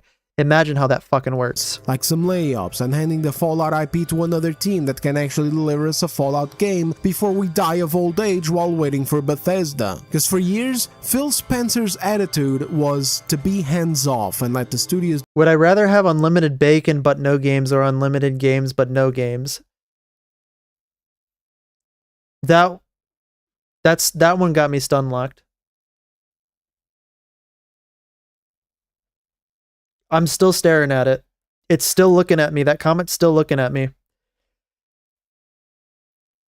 I haven't blinked. Okay. Humanity is fundamentally stupid sometimes.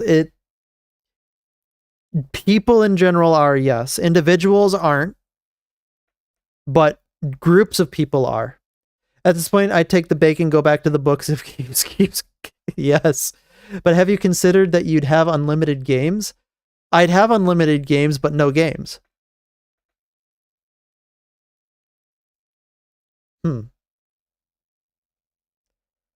do their thing. The mentality was, it's still staring at me. It's burning a hole in the side of my head. I've got my hand over it right now. Them and let them craft exclusives. I'm not answering that. It obviously didn't work.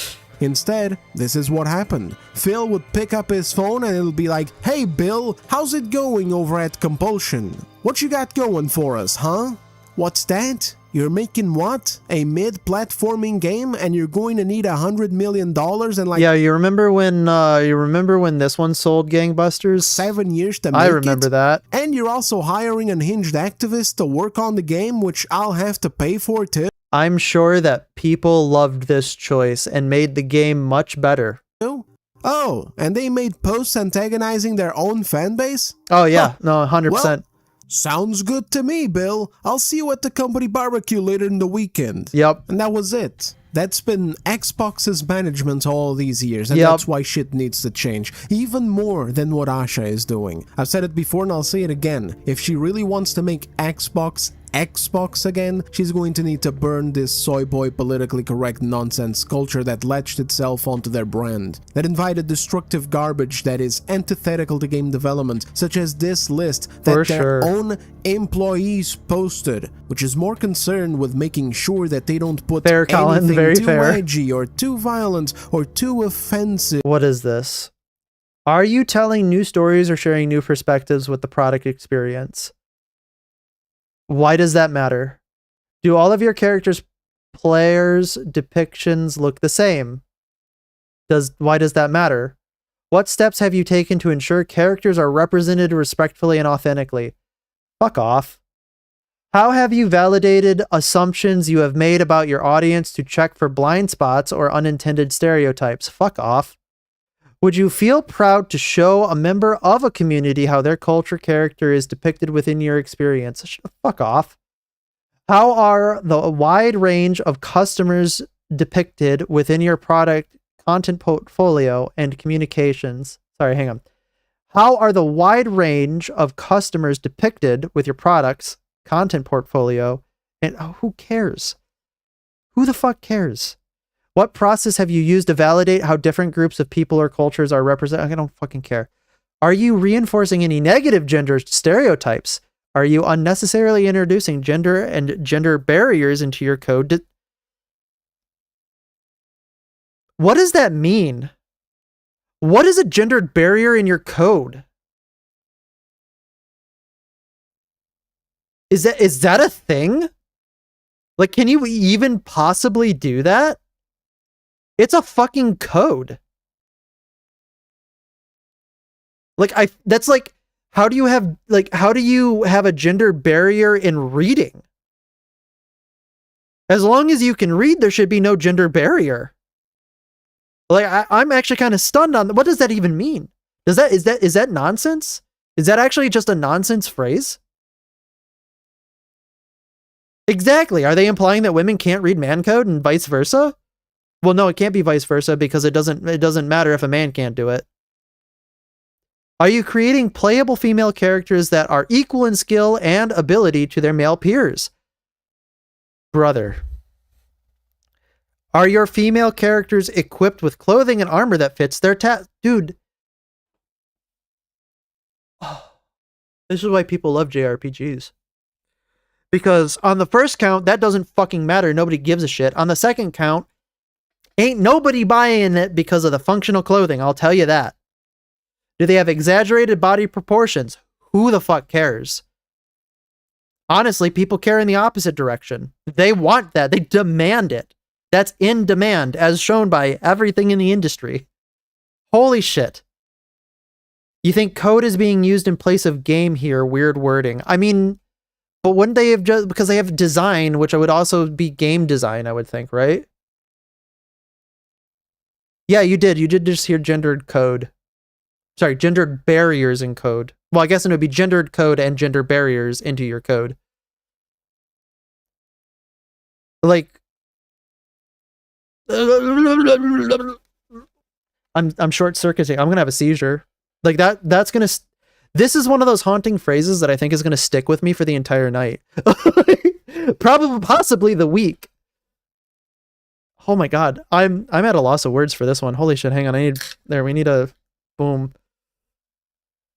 When the story allows you to do so, shall male characters who display a full range of emotions, including joy... No, I don't want that. Why are they denying me my cute short skirts and questionable armors on my pro tags? I like playing as a cute girl. You're blowing my mind. Women like looking at hot women? Holy shit, that's new. That's a new one? Exactly. That's news to me too, Colin. I'm assuming that it's something from beforehand, but also fits right there. Also, listen. If you want to write a stoic male protagonist that shows no emotions, like, say, Marcus Phoenix for Gears of War, or I assume Titus from Warhammer 40k, great. Like, do that. You don't need to have a man go through some type of an emotional, like, breakthrough. You don't need it. Because that's not what men want to play. Men want to play, I am the strong man. I decide things. I am going to do the task for honor and for glory. Easy. That is a new one. You have Volpe 2026. That's a huge quote, right? Who would have guessed? Also, men like looking at hot men no matter how much they want to deny it. They don't want to see some, like, ugly ass, fat piece of shit man. They want to see jacked, rippling abs, like, fucking cut above all the other men, like, just big man, because that's, like, aesthetically pleasing to everybody. Like, big secrets out, guys. Wow, who would have thought? What percent of screen time on screen presence, speaking lines, heroes is held by a different gender/racial identities? Fuck off. It's just, fuck off, dude. Why are we boiling it down to a percentage? Fuck right the hell off. Go back where you came from. I don't like, just fuck you. Fuck you. Just fuck you. I want my characters to wear things I would never wear IRL because who needs realism and self-preservation in my Magic games where I can wear cute things? Exactly. Too much salt ruins a dish. Very much true. I will not comment on that statement. No worries. Games are escapist media for a reason, right? Do you have a process to review key decisions with the lens of helping customers feel seen?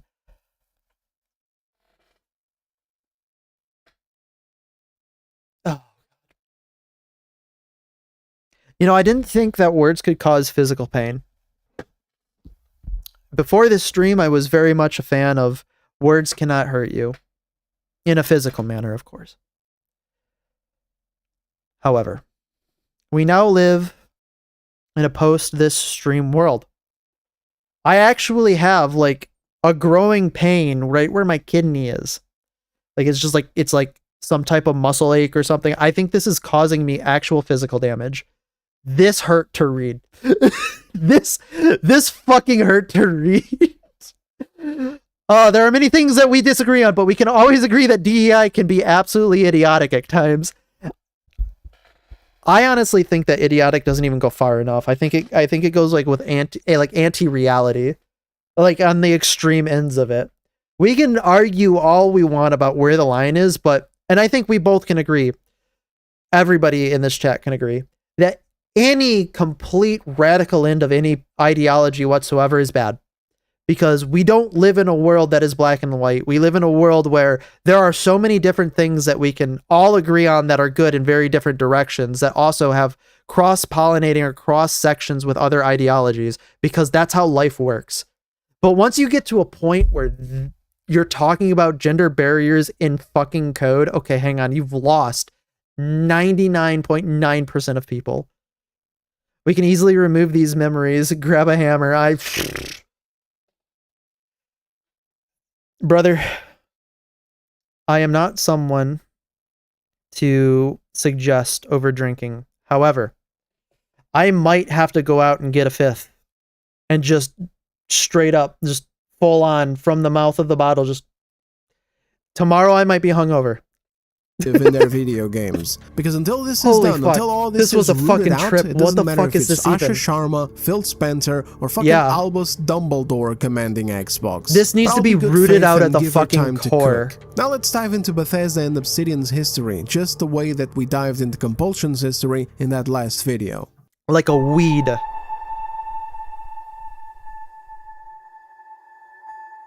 About a week ago, a game director from Obsidian Munstery, I think that's what most general people also think, right? They truly don't care what's in your game, as long as, I think we need to add an addendum to it, as long as it's a good game. Imagine. Strange how that works, right?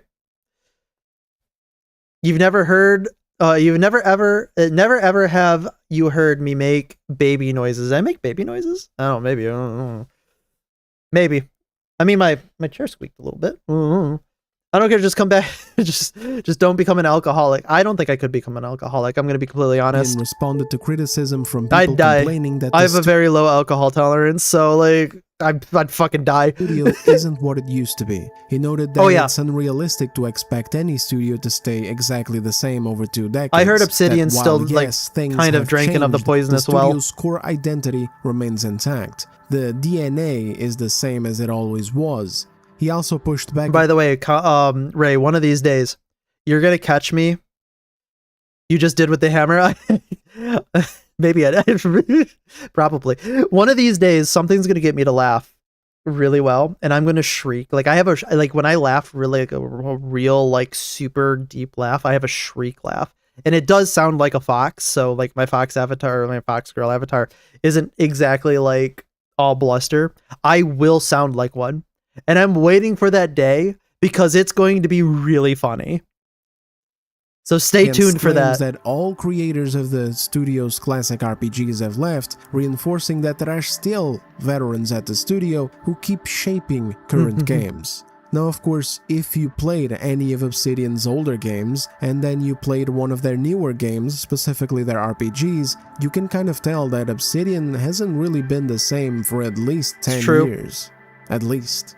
Some of the old guard might still be around, but that DNA has undoubtedly been impacted. You Obsidian will be clipping was it? born in 2003 by a rogue band of boys who previously worked at Black Isle Studios, which was the studio that made Fallout 2 and technically also Fallout 1, given that much of the same development.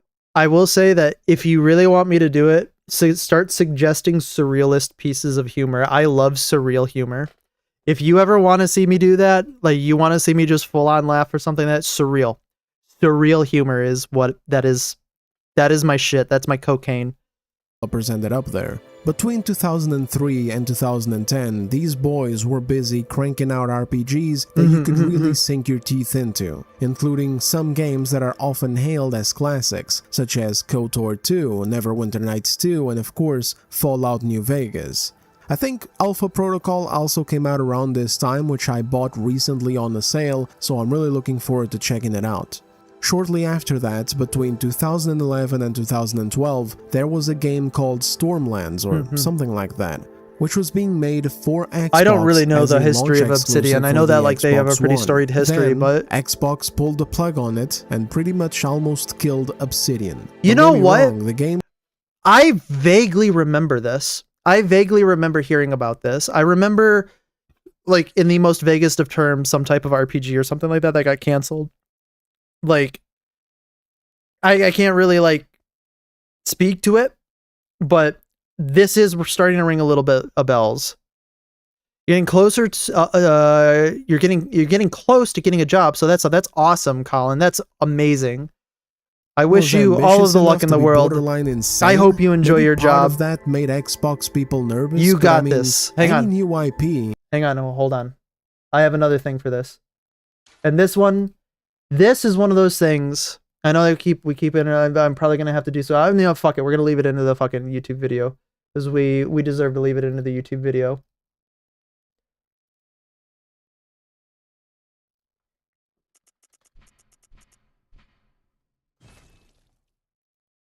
If you ever find yourself ever feeling down or doubting yourself, 諦めんなよ。諦めんなお前。どうしてそこでやめるんだそこで。he believes in you. もう少し頑張ってみろよ。ダメ諦めたら。周りのこと思えよ。応援してる人たちのこと思ってみろって。あともうちょっとのところなんだから。俺だってこのマイナス10度のところしじみが取れるって頑張ってんだよ。絶対やってみろ。必ず目標達成できる。だからこそ Never give up. Never give up. Never give up. I love that video. That video always, I love that one. Still made a very good game if only someone at Xbox had faith on it instead of whatever exactly, the hell they had faith in back then. I'll never forget Scalebound either. Another great looking title that got axed, and instead, what did we get? I remember Scalebound getting axed. Holy shit, bringing back dredging up those memories. Kinect games. I remember seeing an advertisement for Scalebound in a fucking magazine or something like that. Yay. Anyway, Obsidian was hit so heavily that they had to shift towards crowdfunding. They had to fire a bunch of developers back then, which funnily enough was only That's around motivating, 30 people, it is. but it was still considered a mass layoff because of the amount of people that worked there. That's kind of another reason why gamers don't care so much about layoffs now. You know, these days. Slow down there, Ray. You slow down there. It's because studios used to have enough staff to make some damn games. Now they got like a metaphorical handful who make the games, and then like 200 more people just doing f*** all. Some of which don't even have jobs related to the games in development. Again, I bring up the Square Enix example, the ethics department. Why does it exist? Why is it necessary? Y'all know they don't need it to make games. They've never been needed. And that is one thing that he's bringing up that's very important to talk about. It's like, why does Square Enix need an ethics department like that? Like, okay, if we're being completely so for real right now, sure, maybe they do need an ethics department. Who knows? But you don't need an ethics department to discuss ethics in the actual video game. Like, come on. The worst part is that sometimes We got you some hear about PvP that Nova, layoffs, please. and they don't always impact these departments in full when they should. I mean, how many times have you heard about layoffs in these companies? But these departments still exist. You know what that means? That means that the people in it weren't laid off. Exactly. That means that the people who really desperately needed to be laid off are still there, which is why you have to keep up the pressure to get these people to leave. Instead of getting rid of Get the them useless out garbage of our on the video corner, games. they're getting rid of active developers. Oh. And this is the type of shit that should get eradicated from modern gaming, but instead here we are. But anyway, I'll shut up. It's fine. It's a chill Decembro video today, okay?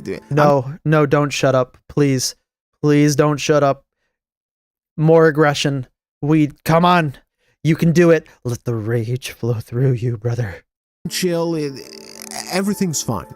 No. Anyway, Obsidian was If you have to say everything's fine, it's most certainly the opposite direction. Everything is not fine. with the Stormland situation, and it's actually sad. Like, you want me to care about layoffs? This is it right here. It was back in the days when studios did good work, actually put out good games, and actually worked efficiently. But uncaring higher-ups in big publishers or sad circumstances in the games industry rammed them off the road. This right here is a sad type of layoff. Now, these days, when studios make garbage and employ morons who hate gaming like what was shown in the last video, my sympathy meter just feels pretty empty. But anyway, with their dreams crushed and their team fragmented, Obsidian turned to... I'm going to be completely honest. I have no sympathy for these people. Like, usually, I'm pretty... I would say that I've got some type of empathy. I like to hide it behind, like I said, layers of sardonicism. Maybe a little bit of venom, but at the end of the day, I do have quite a bit of empathy and sympathy for people in a general sense. For these people though, I have none. It's run dry. I have lived for decades on this planet, and for of the decades of that time, they have been, well, I guess I would just say for 20 decades of that, or 20 decades, oh my fucking god, 2 decades of that time. These people have been doing nothing but consistently telling me that I am a bad, very, very bad, no good, terrible person because of the original sin of my birth, the original sin of who I am, the original sin of X, Y, and Z, and I am so done with it. You really want to burn my sympathy that bad? Okay, my sympathy for you died about a decade ago. I'm done hearing about it from you. I am going to be cheering on, in a way, in a protracted way, all the bad things that are going to happen to you. I never want to see your face again. Leave me alone. Boom. Crowdfunding. That's how Pillars of Eternity was born. Elements from Stormlands were repurposed into the pitch. They didn't even know exactly what the game would look like, they just had an idea and a bunch of resources from the cancelled Stormlands game that they could use. You know, story details, lore details, some assets that they already made, and so on and so forth. And besides that, they also knew that they wanted to pivot back to nice, solid, single-player CRPGs. No big, super ambitious AAA stuff. They also pitched the game with full blunt honesty. I'll see if I can find that and put it in a video, but if not, they pretty much looked straight into the camera and laid out how publishers had just cancelled their dream game, how nobody else was picking it up in the industry, and they were out of money.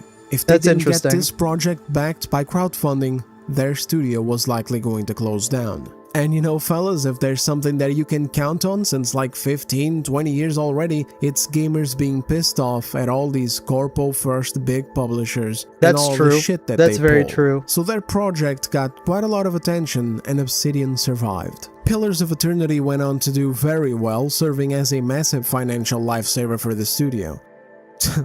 Man, those were the days, huh? You wanna know how— I do remember how, like, or rather, I do agree with video gamers when they find like something that they really want to support. They will put not only just their full support behind it, but they will put their their full identity behind it. Which, you know, you can make a comment one way or another on it, but like that's a plus for video gamers, plus for the gaming like community, is that like they will show up as long as you don't treat them like dog shit. How much it sold. So the like game it's came so out easy. In March No, many AAA developers fail this simple task. 2015. By the closing of 2015, it had sold around— Back in your day, no, definitely back in Back in the day, we had people. It's not even that we had great people in the gaming industry, because I wouldn't even say like we had great people in like the expanded out sense. I think that we just had gamers in the gaming industry. Surprise amongst surprise. Like, it's really that simple. Put gamers in charge again, you'd be surprised how fast this like fucking changes. 500 to 600,000 units. But that sentiment is very if true. If that Colin. was now, it would be considered a massive flop because of the budgets. Outer Worlds 2, for example, costs around $100 million to make. You make. I'm not even. There's so much money. That's so much money. This budget these days, and you sell only a. You don't think so, Ray? You don't think we had great people back in the day? Like, I'm assuming. Oh, you're talking about like in game chat? Listen.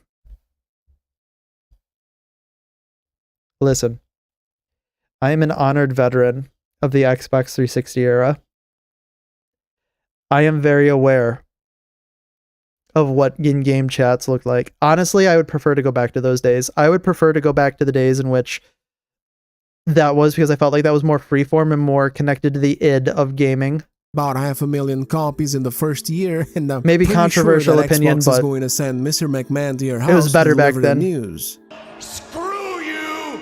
You're fired! McDonald's. Anyway, Stormlands also went on to have Alisman Gold's welcome home image has made irreversible yet positive damage on the games industry. Elements of itself repurposed for the I making love that of another image. RPG called Tyranny, which is another small but solid, very focused dark fantasy RPG where you play as a villainous enforcer in a conquered world. Something I remember being recommended by my buddies, but because I had an allergy to CRPGs back then, I never played it. I would love to give it a shot now though. Like, this is where Obsidian shined so well. It was nice small-scale RPGs, and while Avowed and Outer Worlds still do somewhat fit the bill when it comes to being that could be a good game. Scale, Interesting. Small, medium-scale RPGs, the problem is that they're missing the special sauce. Obsidian and Paradox Interactive. That's an interesting let me give you a practical merger. Example. You describe that game to me, and it's but I could like, see it. Hey Des,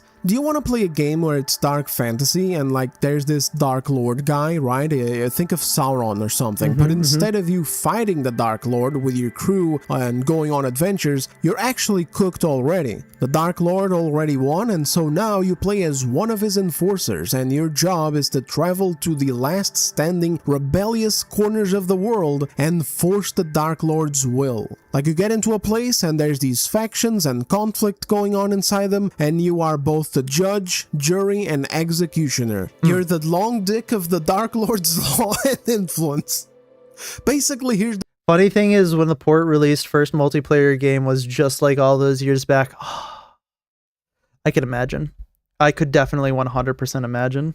The deal. There's the Dark Lord, you go around colonizing the last remaining pockets of resistance against your Dark Lord's might, and because the game is relatively small, your choices actually have big consequences that you can see, which also give replayability. Me longing to for the days of Overlord and That's Overlord 2. What do you say? I know Master Builder really likes Overlord. I just saw a video. I don't know who it was.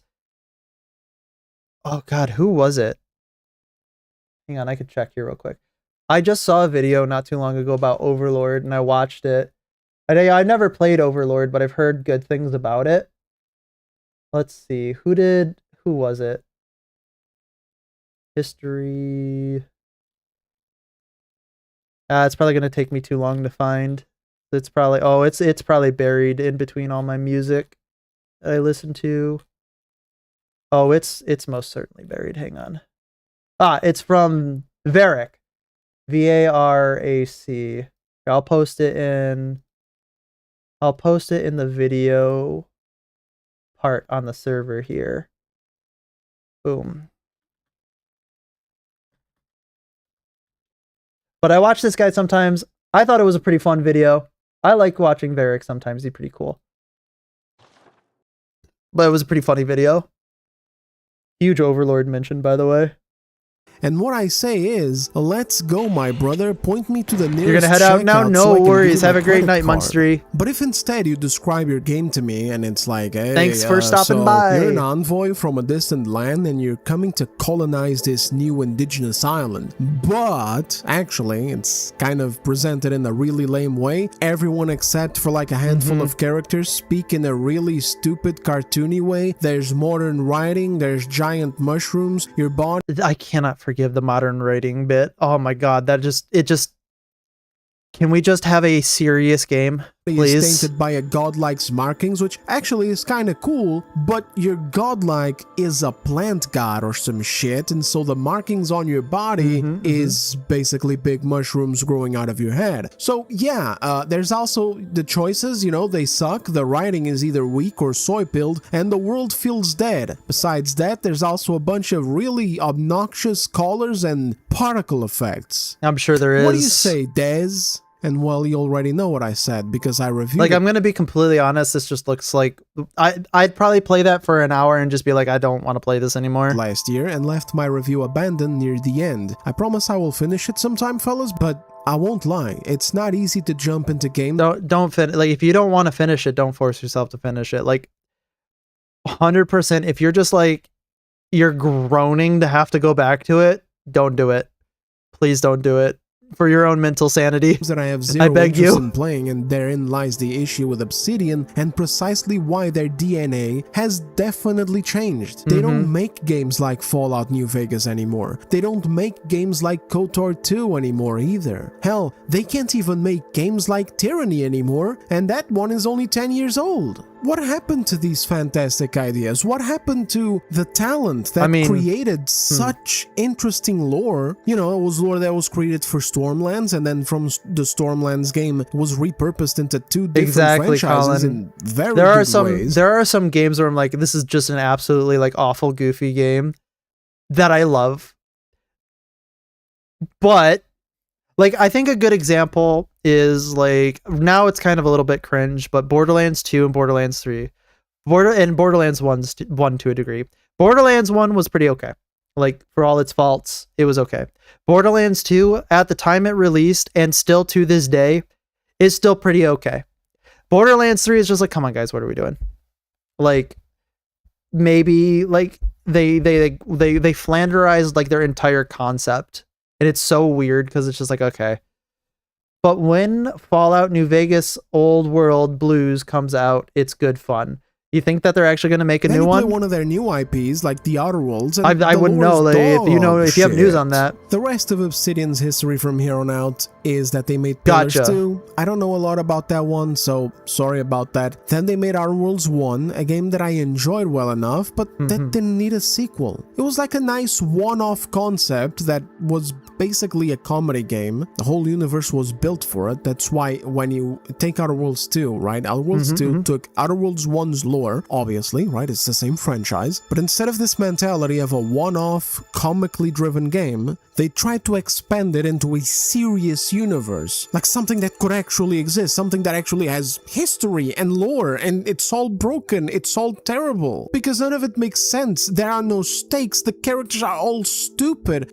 What's that meme from Family Guys, we got Flash Gordon at home. Guy? It insists upon itself, Ray, gotcha. Lois. It insists upon itself. Except in this, and it's not even trying to insist upon itself in a posh, sophisticated, pretentious way. It's just trying to insist that its retarded microcosm of a universe for one game has enough depth to be a universe. And what happened? What did that result in?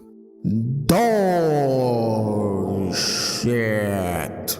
Like, I have like no idea what he's talking about here. I haven't interacted with the Outer Worlds at all, but like, judging from this trailer alone, it looks like what are we doing? Like, why would I ever choose to willingly engage with this? On this in a future video focused on the Outer Worlds 2. That's another promise that I'm going to try to keep, okay? Though I do need to be watchful of how I make the brother. videos. I don't think I should make them too long. I think people get bored and click out, which then tells the algorithm to not push the video. Such is my luck with my Fallout 3 10 Penny Tower video that I put out just last weekend. You haven't seen the pinch nose from the original Batman TV serial? The amount of time. I don't that even put know what into you're it. talking about. I ask for no. I honestly don't even know what you're talking about, but I totally. I think I agree with the sentiment because I think I understand where you're going with that. Pickle and they give me the f***ing McPickle pounder. What the f*** is this bullshit? I did watch this entire video, by the way. On my own personal After time. that, Obsidian made Grounded. Now, if you want more Do I play Fallout? No. But I watched it because I like the DZM, bro. information on Grounded, you're going to need to go to Mr. Hardcore Mode's channel because I ain't playing no damn bug game. What did he say before? A reminder to black artists out there. Oh man, he's thinking of me. Ah man. Who are looking for portfolio reviews or job advice. My DMs are open. I'm pretty sure his ass is open too. Hey, yo, what the fuck? And then, of course, Pentiment. I have not watched the Adam West Batman. I know. It was, I've never really been a huge comic superhero fan. I was too busy watching anime. I was one of those nerds in school. A well-received yet small video game. So, Obsidian's recent I'm still one of those nerds. I still watch anime occasionally. When I get Grounded and time Grounded nowadays, 2, oh my which god. aren't RPGs. Pentiment, which is a nice small side project, although not a mainstay or a very relevant one within the culture of Obsidian. And then, their major undertakings are Avowed and Outer Worlds 2, which are the problems I know that the they Adam are. West Batmans are pretty good, To though. say that these footnotes are anything comparable to the quiet kid getting straight B's from back then is I nuts. feel it, I feel and it, by the Colin. way, straight B's isn't a diss. It's very good because they often had bugs and stuff like that because they were rushed, and that obviously in I will say, I know that you don't do the whole Discord thing, but we as a community at some point in time, I want to watch the China Illinois series, and I think we're gonna watch it together through a couple of Saturdays because I can't stream it on YouTube obviously because it's copyright, because that's like forever. I can't just restream something unless I get the rights holders permission, but I can on Discord and share it with people as long as obviously it's not archived. I can share it because I looked that up. So we might have a TV show night where we watch a couple episodes of China Illinois after a while. I fucking love that show. It's so fucking stupid. But I know you don't do the whole Discord thing, but if you want to get a Discord just for that, you're more than welcome. inevitably impacted the experiences. We As do far as the games occasionally watch themselves stuff went, together. The quality of them. They did some great stuff, man. I bet that there's Obsidian fans out there that were happy anytime their name came up on the screen. Now it's Bethesda's turn under the scalpel, or the microscope, I guess. Their studios are actually old as shit, and these boys actually made and published more games than in the future, maybe. Well, I'll make sure to let you know when we're going to start doing that, so that I'll give you the bullet points. you have enough time to make your decision if you wish to join. Back in 1994, after they were making freaking sports games. Now, I didn't play any of these older Elder Scrolls games, so feel free to correct me if I'm wrong in any of the following details. But as far as I'm aware, I'm sure that Arena we've was got some mostly people a who will correct you. dungeon crawling type of game, but in an arena, like for gladiators. I believe that was for the Nokia? I remember seeing something about this game, and it was like a phone game, right? From like the pre era. I remember seeing somebody actually getting a working port of this game and playing through it. It was really interesting. But then the developers kept adding more and more side stuff for players to do in between fights, and then while they played that's awesome. their own game, they realized That's huge, Ray. The side stuff is more fun than the actual main That's really stuff. awesome. This is something that they have retained throughout the years, Was even it- by accident. Where What's an EE? Is that like after the round timer goes up to a certain value and you can't actually get to the value or something? I remember that there are a lot of rounds or a lot of different types of like things that you can do for zombies. So they write a I'm main not familiar story, with but all like the directly good what shit EE is, but in the side quest I know that some of lines it and like it's pretty exploring. competitive. Anyway, they liked all this side stuff so much that in 1996, for the sequel, Elder Scrolls Daggerfall, they went nuts with ambition and created a massive open world where you could travel to various corners of Tamriel with thousands of towns and NPCs. I also remember that Daggerfall went like fucking like crazy. I think a lot of people really liked it. Fleshing it out more like an RPG experience. As far as I'm In order aware, to I do think this, it though, did they really had well. to use procedural generation, which resulted in a bunch of bugs, which also became a staple couple of Bethesda's games. Their next big Elder Scrolls would be Morrowind in 2003, but between 96 and 2003, Bethesda was busy running itself into the ground by making some really stupid decisions with Elder Scrolls spin-off games that nobody wanted. In 1999, ZeniMax Media bought Bethesda, gave a young developer named Todd Howard, the legend himself, Hod Toward mentioned. We love Hod Toward. The keys to the studio and enough funding for one final game. They had to either make it or Easter go egg. down with Gotcha, the ship. gotcha. God damn it, Todd Howard may be the epitome of a washed developer, but I remember, sorry, I don't mean to be distracting from this video, but I remember back in the day when the Easter eggs used to be super hard to like find like information on, because obviously they weren't like super documented on the internet. So trying to figure all that shit out was awesome. It was all word of mouth too. So like people would be talking like, oh yeah, you gotta do this. Yeah, you gotta do that. You gotta do that. It was funny. The scope of the ES games necessitates there's going to be some charming jank, to be honest. I agree completely, Nova. Like I'm not faulting them at all for like having bugs. Like I totally get it, especially because it's like procedural generation at the time probably was like super new, or at least like, you know, not super as developed as it is now. So it's like, yeah, obviously they're gonna fucking, it just works exactly. You got that Chalk Eaters song. Facts are facts. The truth must be spoken. Hell and yeah. The truth is that this man, this nerdy little dude, at the time, you know, before the stupid leather jacket that he wears all the time now, was actually very passionate, and he knew some shit. So him and his little team of around 40 developers took all that money ZeniMax gave them, and they poured. I have a friend who's like got into Morrowind and said it's like the fucking most amazing game that he's ever played. Like he loves Morrowind. I've never played it, but like from what it seems like, it seems really fucking good. Everything into if they Morrowind. haven't demanded it for the damned 11 trending, they didn't think about, you know, whatever the game journalists and commentators were saying. They kind of just made the game. I'm willing to agree with you on that. No matter how weird. And that's how Morrowind was born. No more gigantic procedural world nonsense, no more restrictive actiony spin-off mindset. Instead, they handcrafted a smaller but very... It's okay, now they're waiting for 22, and we all know that that'll never happen.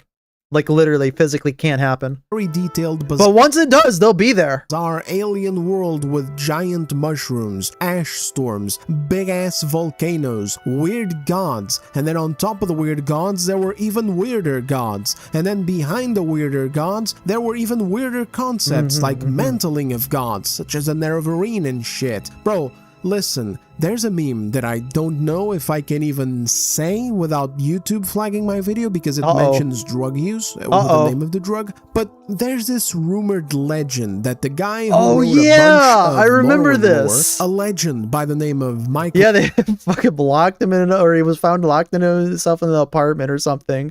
He's like just fucking on the ground like for 5 days. He was just like, bruh. Kirkbride went on a certain days-long journey into another place, and while he was at this other place, he wrote a bunch of Morrowind lore, and then when he hadn't shown up to work in days, no, you're totally right, Nova. You know they cut out everything. He was fine, by the way. He didn't die or anything. This meme is from the time before AI, so the picture is real, but I don't know if the story or the context is. Let's just say that I'd like to believe it is, because it's dope. But one way or another, doesn't even matter. The truth is that Morrowind is the true birthplace of Elder Scrolls as we know it now. That game established the amazing universe that people like me were still able to get lost in while playing Skyrim, despite Skyrim being a technically weaker game than Morrowind.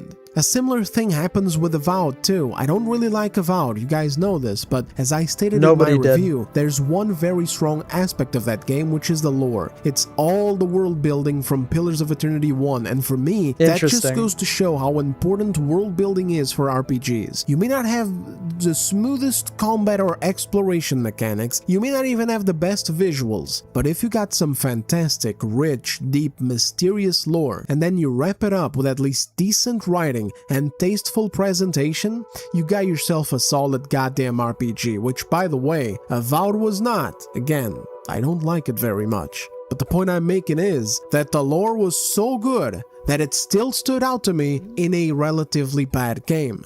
Anyway, imagine if you have passion for what you do and you make something that's actually good, it actually will be the selling point of the big quote selling point of the game. I can't, oh God, it's so upsetting that it's just like you have something here that you just refuse to do service to any of the other aspects of it. Morrowind became a massive critical and commercial success. It put Bethesda's name on the map, and it even appealed to the console crowd through Xbox. It saved Bethesda, made Listen, Nova, I 100% understand what they cut. Like, I know, I've heard all of the stuff they cut. Well, didn't they even cut, like, no, that was in Oblivion, wasn't it? Goblin Wars was in Oblivion, but like they used a system for that and tried to use it for Skyrim and just didn't happen.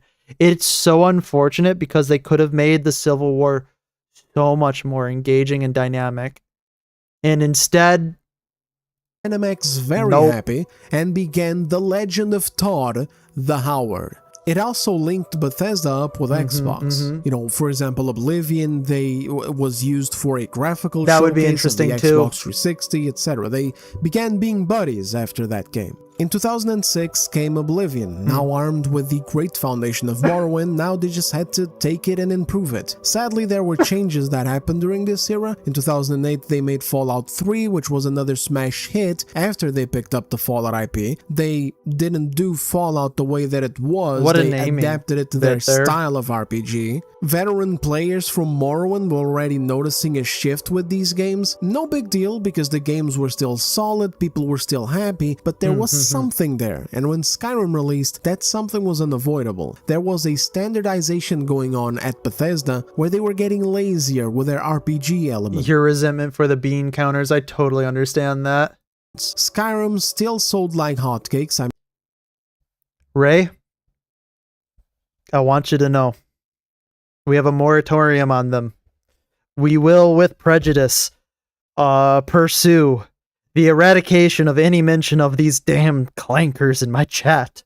I mean, hate it or not, for better or for worse, it became a piece of gaming history and culture, and your boy personally loves this game. We have begun our personal crusade. It wasn't even because it was a good RPG, it's because it hit lightning in a bottle when it comes to creating this world that you just want to live in, to fight trolls in, to fight bandits and dragons, to grow stronger, to get a house, then another, and another, to become the Thane of every city, to be regarded as the hero of legend, or to uncover mysteries in the deepest, darkest dungeons, to explore the lost cities of the Dwemer race, to become an agent of Nocturnal or a member of the Black Hand of Sithis, the Dread Father, among so many other things. Like, this was the appeal of I remember that there was like a huge problem with going from Oblivion to Skyrim, or going from Morrowind to Oblivion.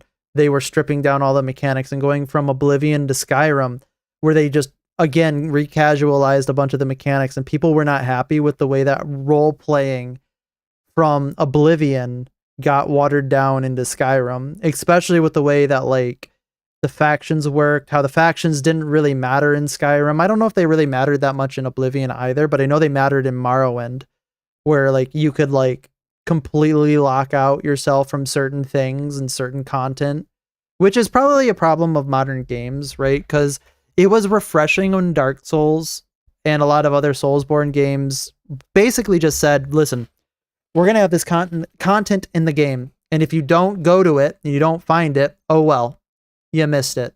Too bad.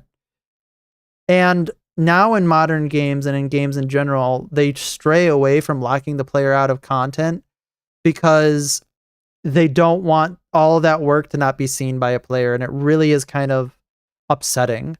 Because it's just like, sometimes you just got to let it happen. I mean, the player's going to have their own journey in your world. You can't like force them to see everything. You're going to bed? Good night. Good night. Good night. Good to see you, Ray. Thanks for coming around. Skyrim, for me, it's the only way that I can explain its success, not the RPG depth. Hope you have a great night. But since the games were still good, hope you have a great Bethesda tomorrow. Was still beloved. It's I'll see you for our Indie Thursdays. And it's by Fallout 76 that they became absolute clowns in the games industry. It's not that they weren't already getting clowned, they were, but there was that element. You guys get what I'm saying? There was that element where you could say, okay, fine, yes, they're buggy as But damn it, I spent like 500 hours in the game and I didn't even notice it. I skipped work and I got fired from work because I couldn't tell that I was playing Skyrim. I was at work playing Skyrim at work. I was at Burger King serving. I only played 2 games that I skipped like commitments for, like school. First one was the Tales of Symphonia sequel. I should have learned from that one because it was very bad. It was pretty garbage.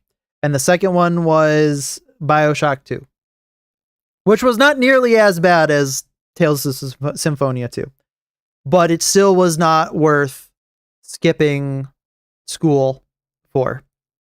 And I learned a valuable lesson that day. That valuable lesson is rarely is anything lives up to the hype. And burgers, and I was playing Skyrim on the toaster oven. You get what I'm saying, fellas? There was that element there. But with Fallout 4, the concern grew bigger, and by Fallout 76, even the most hardcore fans, even the people who still were able to enjoy a Bethesda game despite the issues, backed out. The facade completely fell apart after that. Which is funny because the publishing side of Bethesda throughout all these years was actually doing great. They had Wolfenstein and Doom. So that's true. Like, because they have their publishing side where they do stuff that isn't like Bethesda products. Like, as we're going to say, like we see Prey, we see Dishonored, the Dishonored series rather.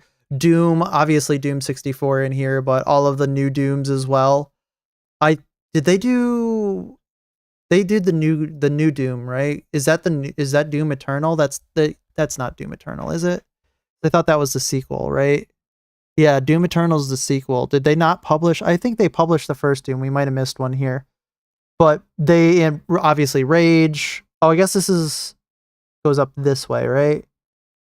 I still don't see Doom. But yeah, no, their publishing arm does a lot of like different publishing and stuff like that, which, you know, is for better or for worse, but they do have like arms in other video games. Dishonored, Prey, Evil Within. And so people also started noticing that Bethesda is strongest without Bethesda. Exactly. But that kind of went to shit soon. It's so funny because it's just like I said, they're like most popular, or rather their best games that have come out recently have been games that they have had no hands in making. After 2. Basically, Something came up, what you missed? Nothing much.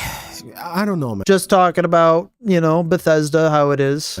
As we're apt to do. Everything got worse on its own because they were already on a downward path, or the purchase from Xbox was like the Sonic Chew medallion. It just cursed everybody, which isn't even that crazy a thing to say, because which studio under Xbox has been thriving? Off the top of my head right now, I can't think of a single one. The majority of them certainly have not. Fallout 76 was such a massive disaster that it would be worthy of its own saga video in and of itself. But then Starfield comes along and it shows everyone exactly what they were afraid of after Fallout 4. That throughout all these years, all the concerns that they had, that they were voicing, were falling on deaf ears. When Fallout 4 came out, make no mistakes, yes, it was a commercial success, big time, but the concerns from people had never been louder. It was a commercial success, but it was not a success in the way that they would have wanted it to be, right? It wasn't like this phenomenal seminal release. Like, yeah, it sold well, but a lot of people had their criticisms. A lot of people had their problems. Like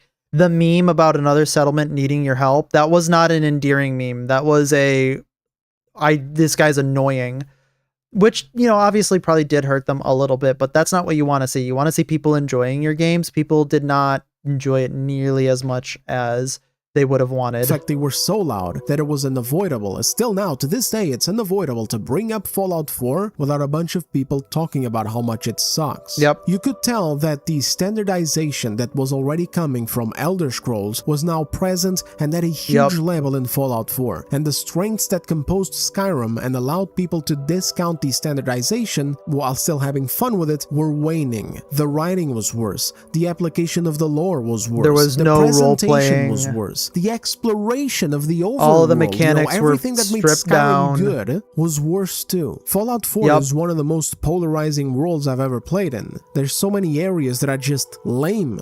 They're not empty. There's a lot of garbage to see and places to enter, but they're just lame. Nothing to do. Interesting. The dialogues were replaced with 4 goddamn buttons. Yes, but sarcastic. Yes, but with a question mark. And then no, but actually yes. That's it. The concept of finding an important when there is good, there will be bad. I think. What do you mean by that? I'm going to assume, of course, assuming is what it is, but I'm assuming you mean like where there is going to be some type of positive improvement, there's always going to be some type of negative takeaway. And I mean, I'll engage with that for a second. I think that, sure, maybe some of the changes they made were positive, but the problem is they were thinking they were chasing a positive change, but it was just a negative change. It wasn't what people wanted. To be honest, I think it speaks to Skyrim's bones and inspiration that it's persistently popular in spite of Bethesda itself. I think it's persistently popular, and this might be wildly off base, but I think it's persistently popular because it's the last like true RPG that Bethesda put out, right? The last one that actually had some lasting consequences. Plus, its infinite modability is like hugely extending its life. There's a lot of like community created mods that create entire like hours of playtime, like new stories and dungeons and stuff. So I think that like that also helps to it as well. The approachability that it has on the community creation side as well also helps. An NPC and having like 5, 6 but you don't have that for Fallout options, because it was just a boring game. The idea of different dialogues styled after yeah. The different dialogues here, like I said, this is what I mean by like the death of the RPG, like, or death of role playing in the game, where it didn't matter what you said. They're railroading you on a specific path, and you're taking that path whether or not you actually agreed with it or not. Personalities gone. People don't like that. People are like, I want to be able to say no. Most of the game. I want to be able to say I have a different option. A bit, but even then, it doesn't matter because it's just the expansions. Hell yeah. And it was still poorly done because it was limited. The leveling system was butchered. Stats mattered far. You think it's Skyrim itself, as well as in spite of what they gutted from it, still good story.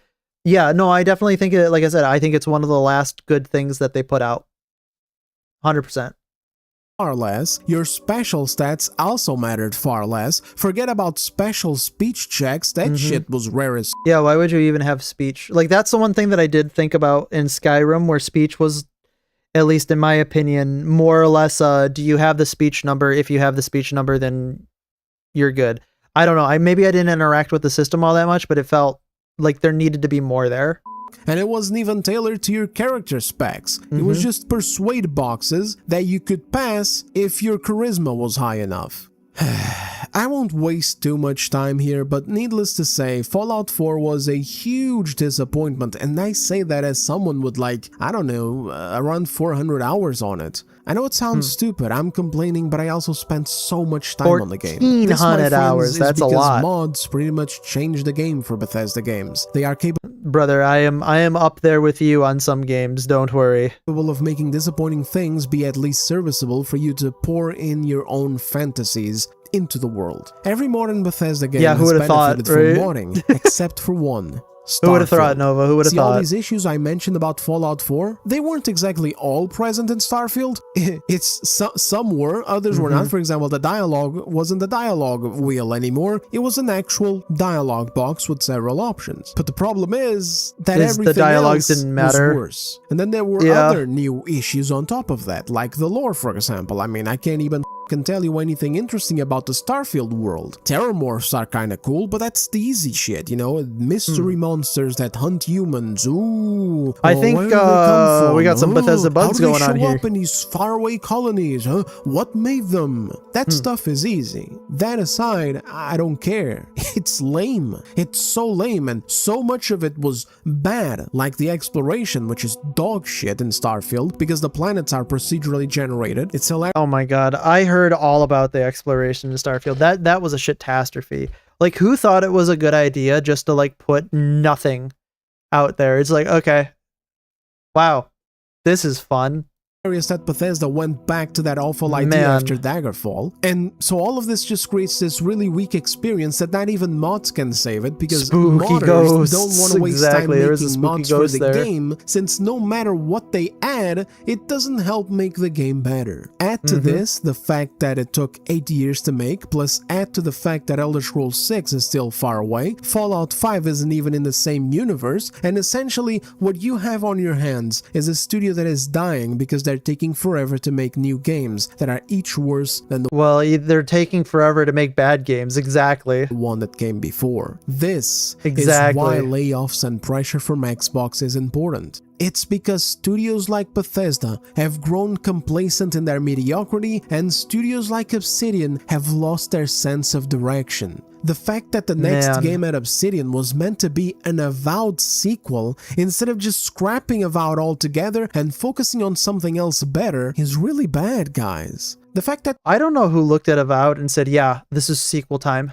Bethesda has been and would continue. Again, another point in the arena that I keep pointing towards is these game developers aren't gamers. They are not in touch with the general gaming public. They just don't know what it means to be a gamer because they're not. They identify first as writers. They identify first as something else. Like, this is why also games journalists are just absolute disservices to the industry. Is because they keep pushing a narrative that puts in favor of these people who are interlopers into the space of gaming. And they think they're doing the right thing, but they're not. And that's why I say the crash was earned. Fuck them. Who cares? Let it crash. Let it burn. Let indie games become the prevailing thing that people play. Please. I don't want to save any of these AAA devs. I want them to crash and burn. Continue to be comfortable, not releasing a single Fallout video game for another goddamn 10 to 15 years, while the Fallout brand is currently on fire, thanks to that shitty Amazon show, is really, really bad, guys. And I say that as someone that doesn't even want the damn show to influence the games, because you know that that's what's going to happen. What should be happening with the Fallout show is the video games should be getting adapted by the show. But instead, the show is shoving a bunch of new shit, changing a bunch of the old stuff, changing the core identity of Fallout, and I think what's going to happen is the fucking show is going to end up being the thing that gets adapted by It 100% is because these people want to be Hollywood writers. The games next. And that's really, really, really bad. Yeah. And so between... I think you're underselling it. I don't think that it's really, really bad. I think it's down catastrophic. That's just catastrophically bad. So what you're telling me is they're LARPing it, they're LARPing as games? They are LARPing in a way as gamers, but like it's not even a LARP because they actively detest them. They say so much as they actively detest gamers. So it's like they're just wearing gaming as like a skin suit to like just have a job.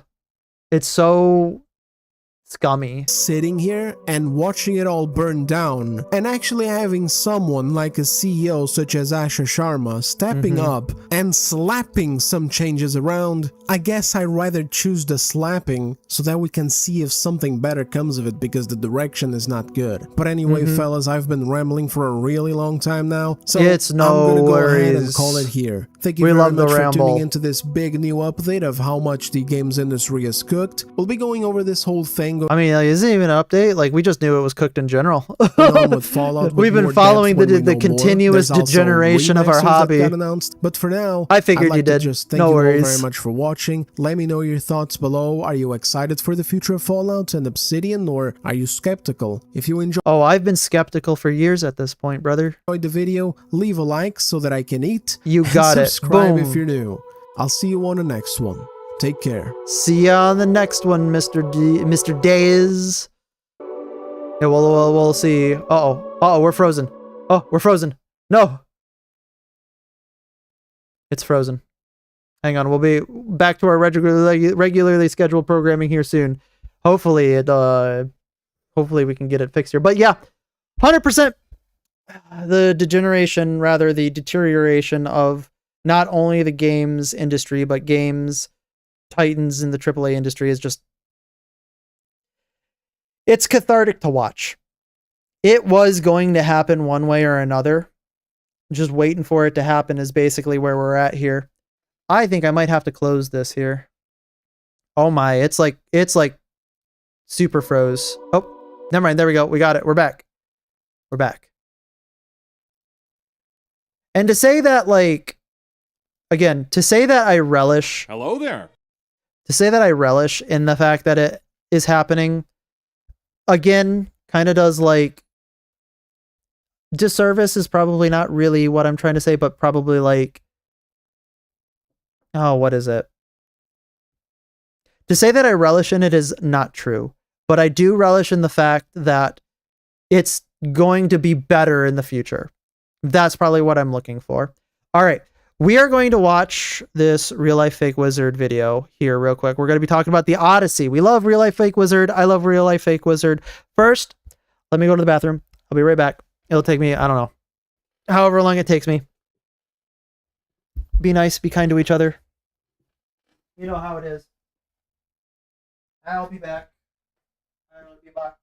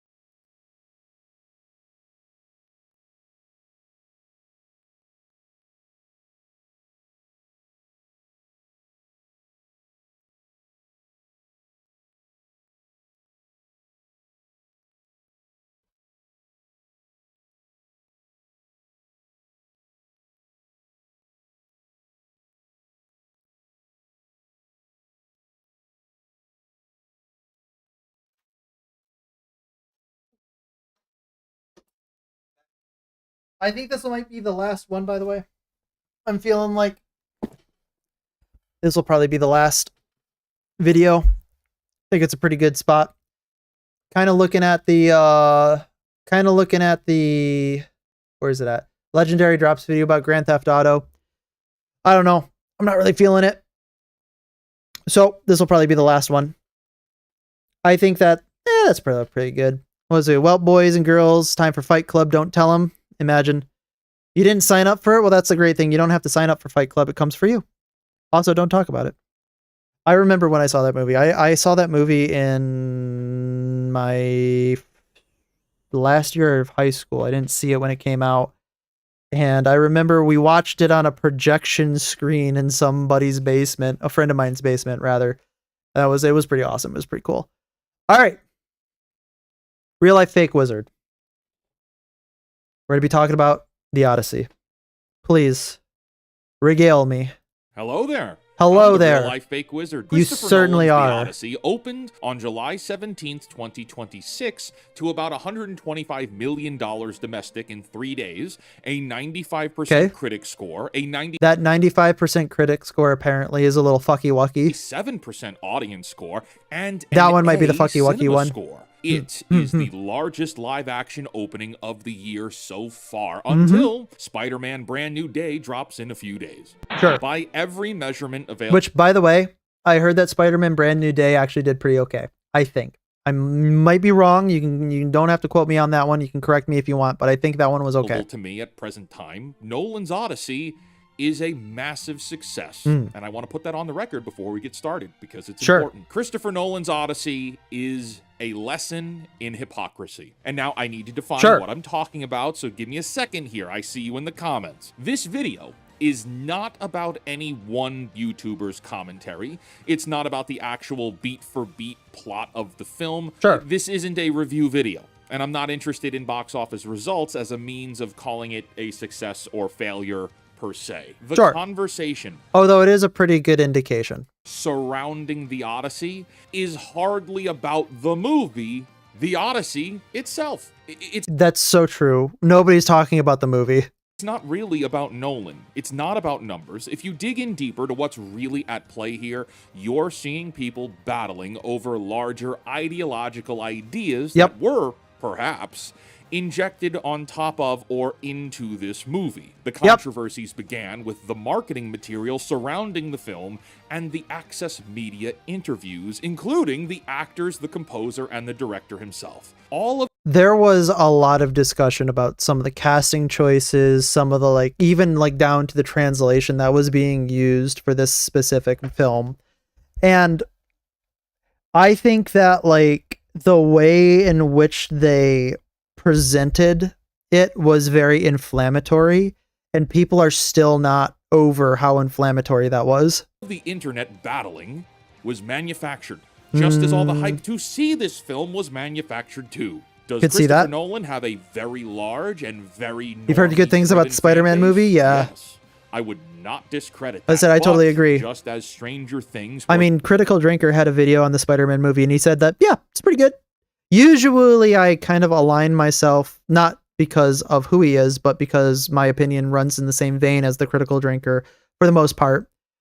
So, I mean, I'm willing to say that it's probably good. I haven't watched it myself, but usually I can recommend his opinion. A phenomenon on the streaming medium, and whereas Pal World is a phenomenon in video gaming, so too is the Odyssey a phenomenon in theatrical movies. I guess if you define phenomenon in a different way. You were able to pre-order tickets to certain theaters. To this Wait, you could pre-order tickets to the what? Why? Huh?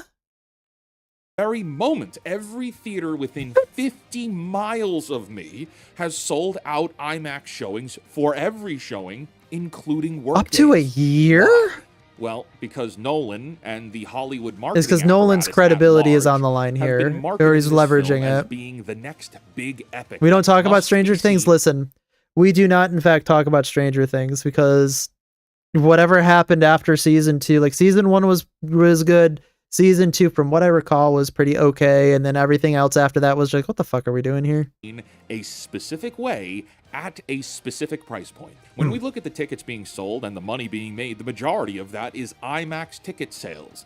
I can see that. You can walk up at any showing right now and see the Odyssey at any PLA showing, and you'll be able to get ideal seats with no problem. Yeah, because nobody's watching it. Being sold out also costs $8 to $12 more per ticket, even I can if it's imagine not that. the 70mm theaters. All of the success in weekend 2 and probably weekend 3, maybe weekend 4 and onward, is being carried by IMAX tickets, many of which would have been pre-ordered for this culturally invented spectacle for nearly a year. Now, why does all this matter? So I'll agree with the fact that this is, quote, culturally invented, close quote. I think this happens to a lot of blockbusters now, or supposed blockbusters now. Like, this is not anything new, at least as far as I am aware, right? So I think that it is bad that we as consumers allow the product holders to dictate to us that this will be the phenomenon of the pop culture, because I think it tricks a lot of people into going to see like absolute shit that like they have no business seeing. Like, it's just not what it is, not what it's sold on the tin. But that's just generalized humanity being humanity. There's really no good way to fix it, because obviously you're making a prediction about the future that has no way of being true or untrue. Started out so good, but they slowly were derailing their way into hell. Yeah, exactly. If you want a tinfoil hat, the pre-order was also used to make it look more successful than it is. I think you're right, Nova. I think that it definitely was used to make it look a lot better or more successful than it was. Only like in pretty much every like roundabout way of saying it, right?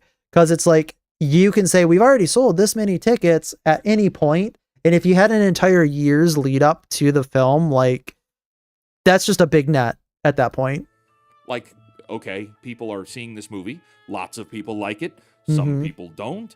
How does this have anything to do with hypocrisy? I don't want to pre-order a ticket to a movie. Powers that be. And I can't say if Nolan is one of those people or not, but it doesn't really matter. Hollywood at large wants this movie to be a colossal Yes, hit. They do. Hollywood 100%. wants this to be the highest grossing film of the year. It was slated to be a $1 billion success when they invented it. And they kind of almost need it to, if you really sit down and think about it, because like Hollywood films aren't doing that good. But they wanted to also sweep every possible award in a large because sense. It plays into a particular narrative that gives them more control. Yep. You know, Hollywood tells you that representation matters. Hollywood tells you that authenticity matters too. We literally just talked about this in the last video that we watched. The best answer to that is, no, fuck off. Being seen as an individual in one's culture matters, and Hollywood has built institutional machinery to prove that. You have actual departments, actual consultants, and actual money in play. All of them can be fired and not a single thing's going to change. In order to qualify for awards, actually, it'd probably get better. You must meet certain criteria in demonstrating representation and cultural authenticity. Imagine. Well, then guess what? I'm not going to even try for an award at that point. I'd look at that and I'd be like, yeah, okay, fuck off. But let's actually Fair play, fuck off. Representation, which in the film industry means 3 separate things that people are constantly smashing together. I would much rather have a film that people love, that people want to see, and that like is just generally considered to be like good, rather than having a film that could win an award. Who cares about the award? If it's like absolutely shit and it toes the line of whatever these fucking like rules are, but it's bad, who cares? The award means nothing. Really, like the entire phrase that really kind of signifies this is like, I've seen what makes you people laugh. I've seen what make you like, or was that your boos mean nothing? I've seen what makes you laugh. Firstly, there is who is on screen. Then there's who's behind the camera, the directors and writers and department heads. And then there's the third. I cannot believe making a creative artistic endeavor with literal like HR Gestapo in my fucking ear. The one that matters most like I couldn't do it today, which is cultural specificity. This is the idea that if you're telling a story that belongs to a particular people, somebody from that people should be in the room with authority while you make it. Yeah, and that's fuck not off. meant to be like a courtesy thing. They specifically want an authority figure on location making sure what is being produced is culturally authentic. And there's that word. Yeah, just look them in the eyes, dead ass, and just say, yeah, fuck off. Get the fuck out of get out of my office. Come up a few more times too. And there are 3 arguments as to why Hollywood has been making these correction or overcorrection efforts. The first is the mirror argument. Hollywood believes that it's important for kids to see themselves and people who look like them on the big screen and the small screen too. Yeah, okay, sure, fuck off. Is that if a non-white child only ever sees white people in movies and television? I mean, like that's, you know, that can be proven very, very false with like one very clear example. Goku. Everybody wants to be like Goku, be you black, white, Asian, Polynesian, European. If you ask a man who grew up in the 90s to 2000s, do you want to be like Goku and do you see yourself in Goku? Everybody would ubiquitously say yes. So you can just fuck right off with that line of thinking. Like seriously, it actually kind of makes me a little like almost I'm feeling a spurg. I'm only but like it makes me feel like, ooh, these people just are missing the forest for the trees. Then that means whatever the viewing child's race is might be perceived as inferior to the child in question. Yeah, sure. I swear that is what they think. That is truly how they describe this. Imagine. The second argument is the accuracy. Get these people out of here. Some credence to this claim. An insider catches something an outsider can't. Somebody who grew up in a particular culture knows what a people of said culture would and wouldn't do. There is no logic. That is why it's questionable. To call it logic does a disservice to the entire apparatus of logic. They are an affront to thinking sentient human beings. Denzel Washington gave a great assessment of this, comparing Martin Scorsese and Steven Spielberg, stating that Scorsese probably could have made a good Schindler's List, and Spielberg probably could have made a good Goodfellas, but each of those directors comes from a particular culture that allowed them to make the individual films great because they were informed about the culture being portrayed. See, there is credence to an idea like that. The third argument is money. Hang on. I got another sneezing. Oh, fuck me. Oh, that one hurt. Anyway, I think that there is a pretty good argument for like maybe cultural insiderisms, like in the sense that you know how things work, but like at the end of the day, I think that it is a weak argument overall for the apparatus of needing these things, mandating these things. I think that if you wanted to make a film that is loosely based on something with like no cultural ambassador for whatever culture you're trying to portray, who cares? Like if you don't do a good job, you make a bad film, you make a bad film. If you do a bad job, or if you do a good job but do a bad job at like portraying a certain culture, also who cares? Like it really doesn't matter. As long as you make a good film, that's all that matters. That has some logical consistency between its like story beats and plots and you know, character motivation. Even then, there's a lot of things that are up for like whether or not it's truly necessarily. Who cares? Who actually cares? Nobody cares. They just care if it's a good film at the end of the day. Hollywood believes that, just like video games, this is based on UCLA diversity reports, that movies that have 40 to 50% of their cast as people of color gross the highest median global box office. Yeah, of course, this doesn't take into account what those productions actually are or the circumstances surrounding them. It just makes generalizations. And so, because these are right, because numbers can't tell a story. Arguments and the motivations behind them, the whole industry because they are contextualized in any way on screen first. It is a priority.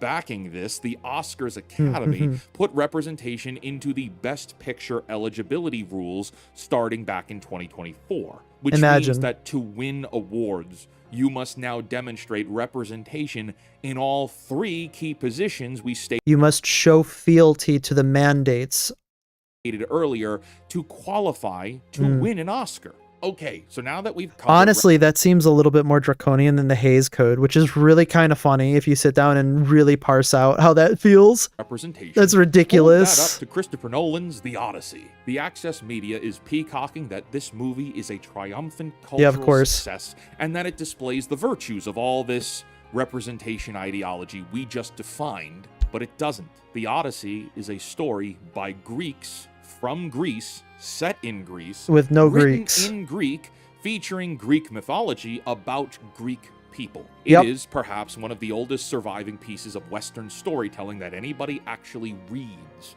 If cultural specificity means anything at all, if the insider catches what the outsider misses argument is worth the copious amounts of dollars Hollywood spends on it, then the foundational Greek epic is the single easiest case anyone can and will ever get handed. And yet with all of that, here we find Matt Damon plays Odysseus.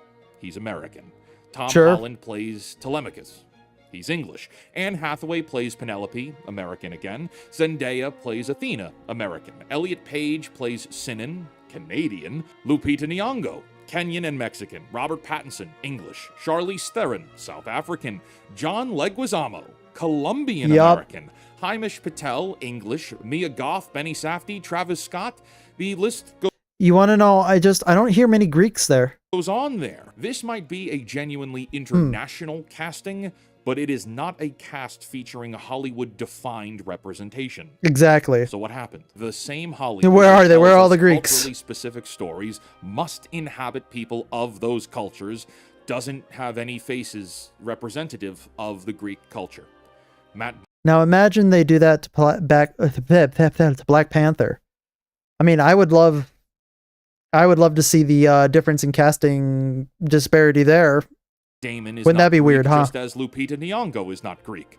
In fact, by my research, there is only a single Greek actor from Greece in the movie. His name, and I'm going to butcher this because I am terrible with names, Yannis Kokaios Menos, and he is playing Old Man at Coastal Village. Do the Greek people feel seen with a no-named extra?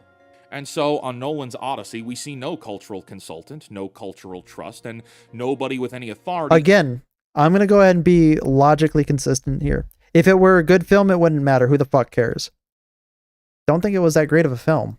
In that room, who has grown up in Greek culture. This is not only did it like kind of mull over a bunch of other things, they took a lot of creative liberties where it's just like, why? Movie itself. It's again, It's not about those things. It is about Hollywood, who has made it a corporatized mission to regulate cultural representation in entertainment. Not just movies, but video games, television, and books too. This is an entire industry inside the entertainment industry.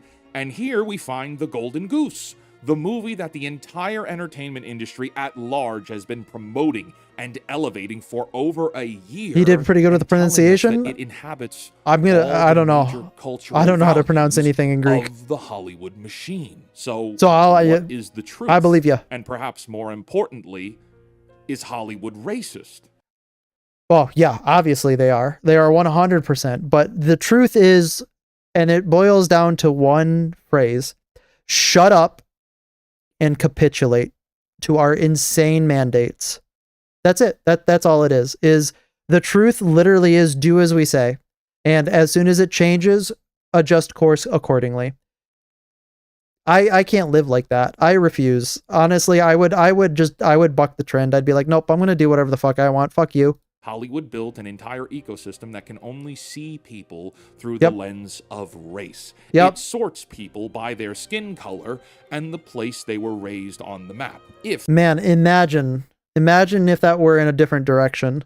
The Odyssey is a crowning achievement for Hollywood ideology, as is being propagated across the internet, then that means their arguments for having real representation that we just defined don't actually matter. Yep. It's a smokescreen. If the Odyssey is the gold standard, then that means it matters more that there is someone who is visually black on screen rather than actually being culturally authentic. It matters more that a queer transgender individual appears on screen, or a Colombian American, or a white American at all is given screen time over that of a culturally specific individual. Yep, because it doesn't fucking matter. Who would have thought? They made Helen of Troy black. Yep. Okay. Not the worst part in the movie either. Black Greek. Sinon is played by a transgender actor. Okay, well, what about a trans Greek actor? They exist, I think. Matt Damon's Odysseus didn't need to be Matt Damon at all, did it? Remember the three arguments of representation. The Odyssey does not satisfy the mirror argument or the accuracy arguments at all. Instead, proving Hollywood doesn't actually care about cultural representation. They wanted a PTSD-stricken apologetic white guy. Also, by the way, now we're going to be talking about some of the story beats where they completely changed Odysseus's character because like it wasn't written in that way.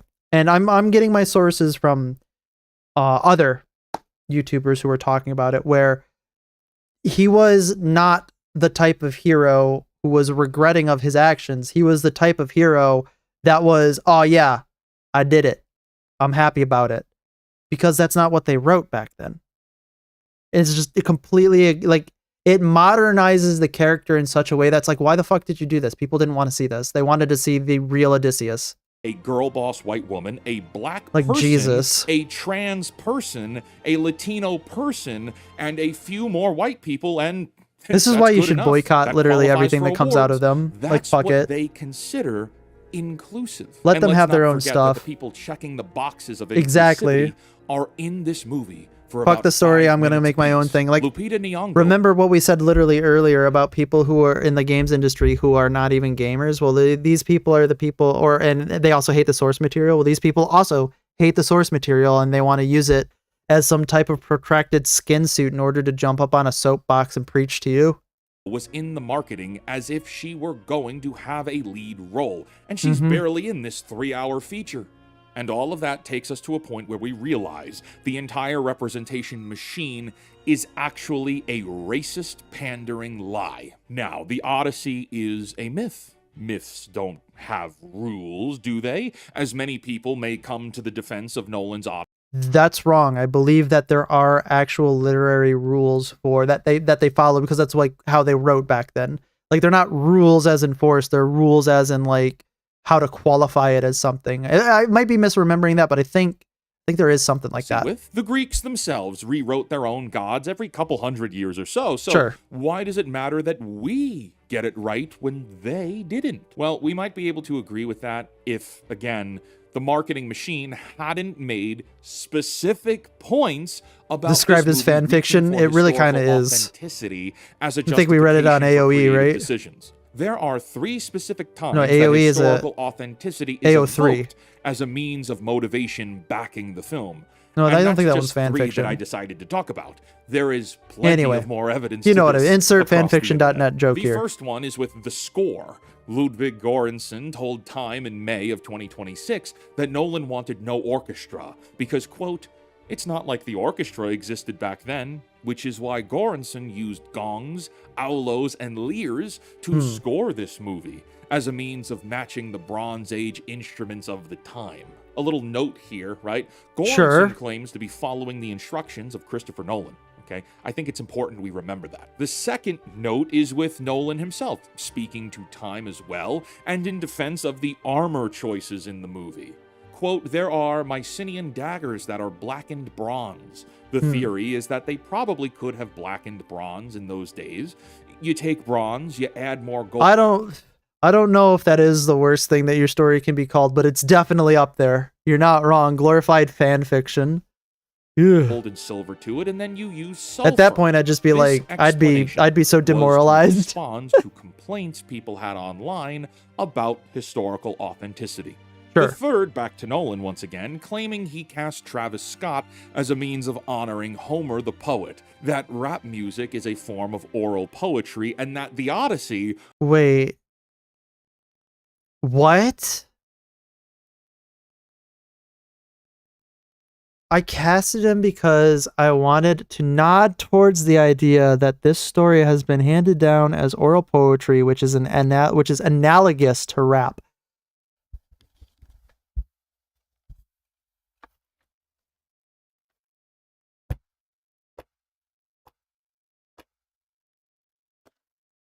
Hang on, I need to read that again. I cast him because I wanted to nod towards the idea that this story has been handed down as oral poetry, which is analogous to rap.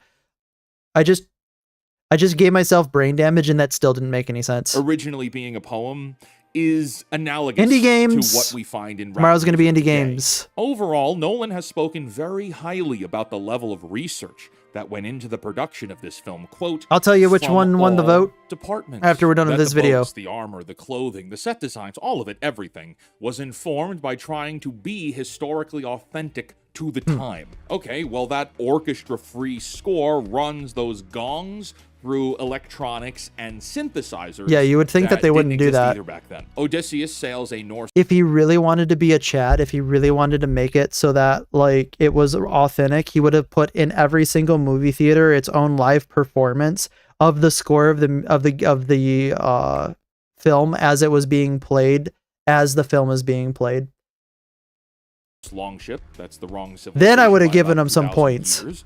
Agamemnon's helmet looks like it came off of Darth Vader's private collection. True. The rest of the cast's armor isn't from the wrong period, it's from no period. It's the Hollywood Corinthian helmet you've seen in every sword movie since the 60s, opened up in the front so that you could see the actor's face, because we need to make sure they get screen time. Sure. Odysseus and his men and Telemachus wear pants, and Greeks did not wear pants. No Hello Neighbor, unfortunately. Yeah, apparently ancient Greeks thought pants were like I said, we got wore. our Indie Game Thursdays coming up tomorrow. Kind of funny. There are no boars, tusks. It'll probably take me a while to get to Hello Neighbor. I'm going to be completely honest. Book 10, and it happens to be because we got some other games that have stacked up before then. That archaeologists actually dug up and put in museums. Like, those are real things. There's a guy in Spurs 800 years before Spurs show up in Greece. Got it. At one point, Odysseus says the words, "Our age of bronze is collapsing," and the bronze. He brought up the term pants. some Danish Exactly. guy invented in the 1930s. And lastly, as far as my list goes here, I know plenty of other people online have much longer lists. Too many characters say dad and daddy, which are titles nobody in that time period would have used to address their fathers. It's very jarring. But it's crazy how, like, in one direction they say one thing, and in another direction they make a lot of creative liberties towards, like, this other direction. It's like, why? What are we doing? Why are we here? Out here for a moment and say again, This video is not to judge or review the film in and of itself. Oh, I'm judging. I've judged this film before it came out. What I'm speaking to I judged this book by its cover, by its writers, and by its spine. Marketing and hubris. The marketing surrounding this film told you it would be historically authentic, which also plays back into what we said in part 1, because I feel it, Colin, I feel it. If you're going to peacock and claim that this movie is historically authentic, and then talk about how the score was designed historically and that all departments were working with the prerogative of being historically accurate, but then you ship a movie that has a laundry list of inconsistencies, then these people promoting the film are either lying to you or they don't know what they're talking about. And so all of this leads to obvious conclusions. Hollywood claims that representation matters, then engages in practices that dismiss representation. Hollywood claims that authenticity matters, then engages in making inaccurate conclusions through a claim of speculative territory. Why? Well, because the standard... Because do what we tell you to do, bigot. ...was never the point. Having standards of representation and authenticity is an instrument. It is a means to an end. Hollywood does not actually believe or stand upon real values. Their values will blow with the wind, as we've just shown. It's all about control, and more like I said, we'll have to see where that lands. When the trailers drop... Like I said, it's definitely going to be one of those things, like, it might take a little bit of time. Who knows what's going to happen in the future, but, you know, maybe I'll add more hours, maybe I'll add more days, but right now, like I said, it's going to be a little bit ways out. Unfortunately, but that just is what it is. What it is, as it is. Nolan's answer was archaeology. It is on the list, Mycenaean daggers, blackened bronze, add gold and silver, use sulfur. That's what he said. He's arguing that the historical report supports him in this case. And just to cover all bases, he gives a secondary explanation, stating that the archaeological record is, quote, very fragmentary. And what we think we know is, quote, informed and intelligent speculation, but it is speculation. Those are also Nolan's words. And those are... I'm going to be completely honest. The fact that the way they use the language or used like modern day language to me is just really indicative that they just didn't care, right? I feel like if you wanted to actually make like a movie like this that's historically accurate, you should have at least done it in Greek. Like, just do it in Greek. Have translations at the bottom. Trust your audience to be able to read the subtitles. I feel like that would have gone a long way to make this film actually, like, it would have elevated it in a way that probably couldn't have been elevated elsewise. Opposite arguments. The first one says the evidence backs choices made. A few. There's a few on the list. I don't have it like right in front of me. Wrong. He used the record when it helped and dissolved the record when it didn't. We're probably going to be playing Space Marine next. For the same movie. Then it's probably after Space Marine. Were never movies. So it'll be Lies of P, Space Marine, but like again, that's variable depending on like what's coming out and like, you know, what's going on. We're going to be doing, I'm doing it for like the Monday and Wednesday list. So we'll have to see like how long it's going to take me to beat Lies of P, if there's any other games that kind of come up or come down. So it's probably like maybe a month or two out. Might make it for Halloween. We could probably do it for Halloween or at least maybe October. That could probably be a roundabout time where we can get to it too. To you is meaning. They sell you what a story It's on brand and on about, theme for that. What it says about you and whether you're the kind of person who can understand it. That is the business. That has always been the business. And if meaning is the real product, then the most valuable thing you can own isn't a franchise. It's the right to decide what counts as a legitimate objection. Because think about what that gets you. If you control what criticisms are real criticisms, you cannot lose an argument. And that's not because you win, but rather there is no argument to be had. Well, you win by definition, right? So it's like, if you want to control the argument, you control the definitions. And if you can control the definitions and what is and is not allowed, then you're just always going to win by default. And that's what these people are trying to do. That's why it's just best never to play the game with them. Don't play their game. Don't allow them to tell you X, Y, and Z is the way that it is. The best way to do it is literally just to tell them, just fuck off. Get the fuck out of here. You control the narrative. Now follow that one step further, because this is where it goes.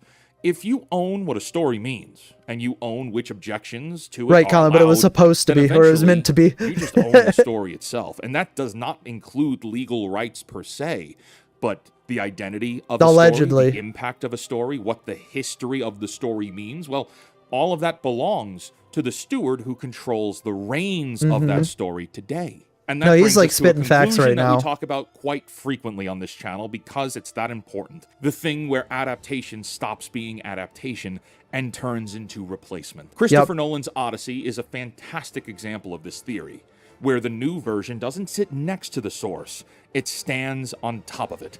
No, because it's meant to strip away everything that is an underlying pre-assumption of who you are, like your cultural identity, and replace it with a facsimile of what they want you to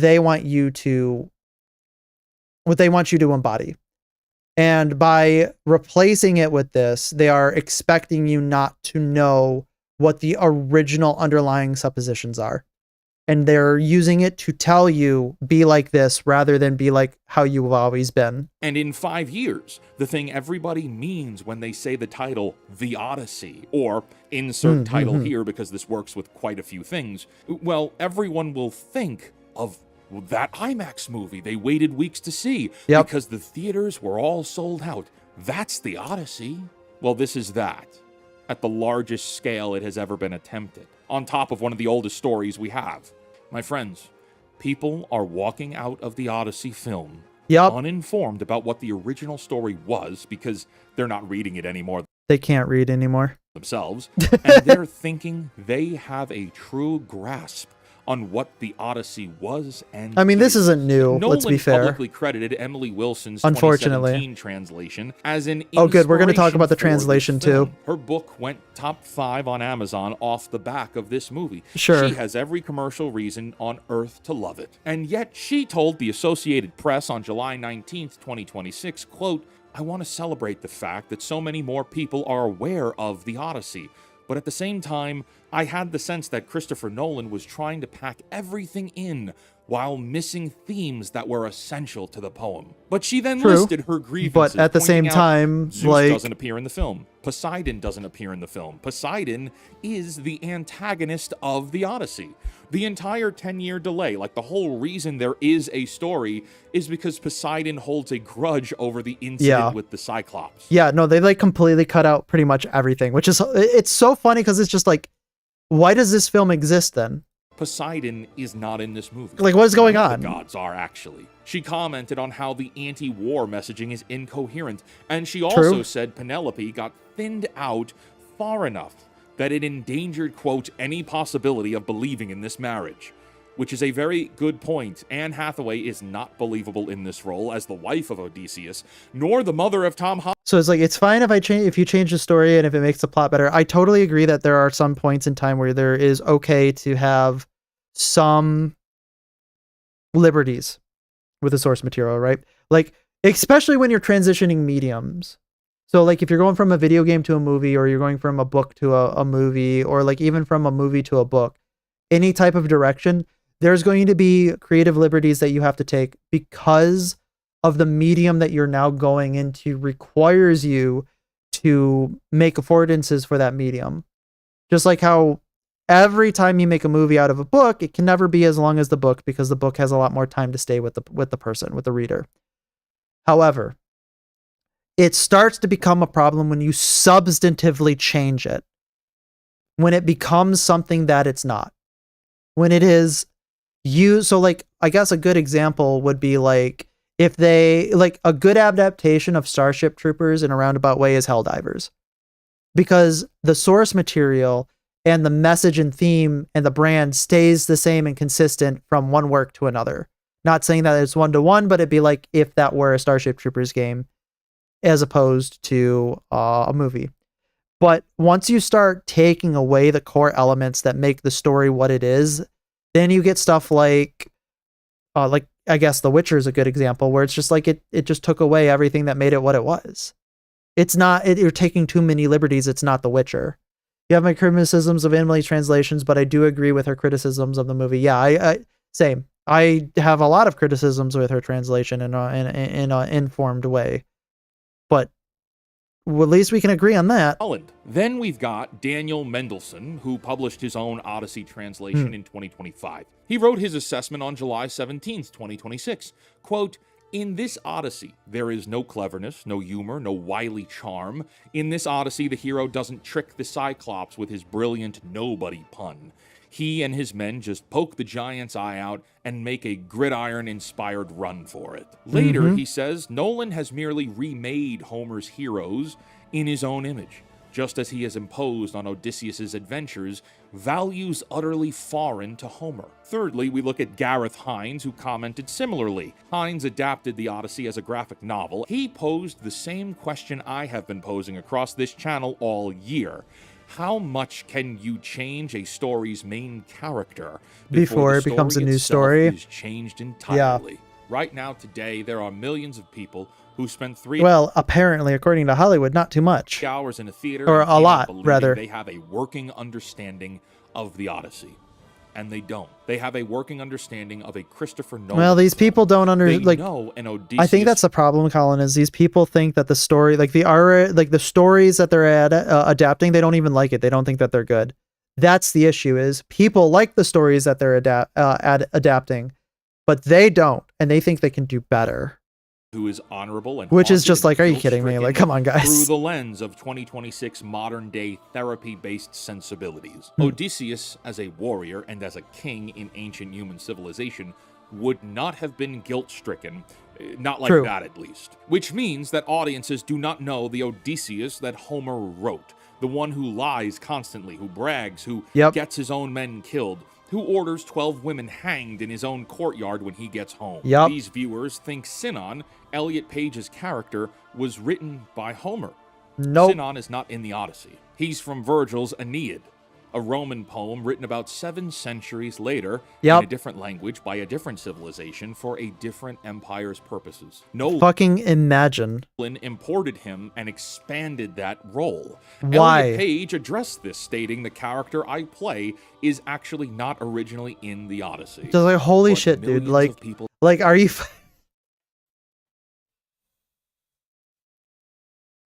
Okay.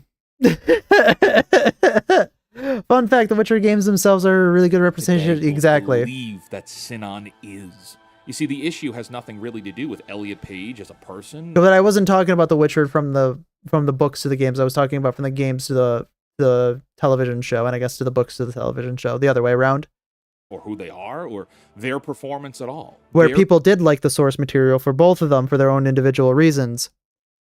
But nobody liked the Witcher TV show because they thought they could do better. There is now a false character they didn't adapt either of them into this story that audiences believe was always there. Wizard, the original poem is still there for people to read. This isn't a big deal. Calm down. People don't read. Yeah, and most of them will never read the there poem. It is. Audiences today don't read. Yep. Daily reading in the U.S. has plummeted by 40% over the last 2 decades. Yep. With only 16% of adults reading daily in 2023. If we look at what they're reading, those stats splinter and get even worse. So now, not only are they not reading, let's say they do for a moment. Which adaptation are they picking up? A moment ago, I named 3 people who adapted the poem. Each one of those adaptations is going to have something different. Each one of those translations is going to have something inside it that changes the way Homer originally wrote it. Nolan's film just happens to be the furthest from the source material, but this adaptation issue has been happening for centuries. Happens to the Bible too. Happens to this almost seems like a completely layered on issue that's almost super hard to even like approach beyond the Christopher Nolan aspect of this. Book, especially because I know that a lot of old works have a problem with that. The 10 Commandments. Some Bibles have Commandment 6 as thou shalt not kill, and some say thou shalt not murder. There is a world of difference between killing and murdering. So a lot of that has to do with like the contextual way in which one sees the word.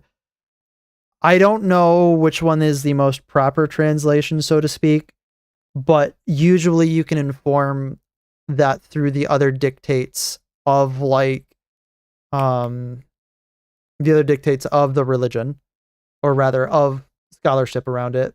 But for sure, to be completely transparent, the Aeneid is typically sold alongside the Iliad as the Odyssey in most translations. Sure, sure. I don't know about that though. They're not informed. I'll agree with you. I don't know about that. Because they're not informed, they're not able nor capable of challenging narratives. And without challenging the narratives, we resort to exactly what I said before. The victors write the history.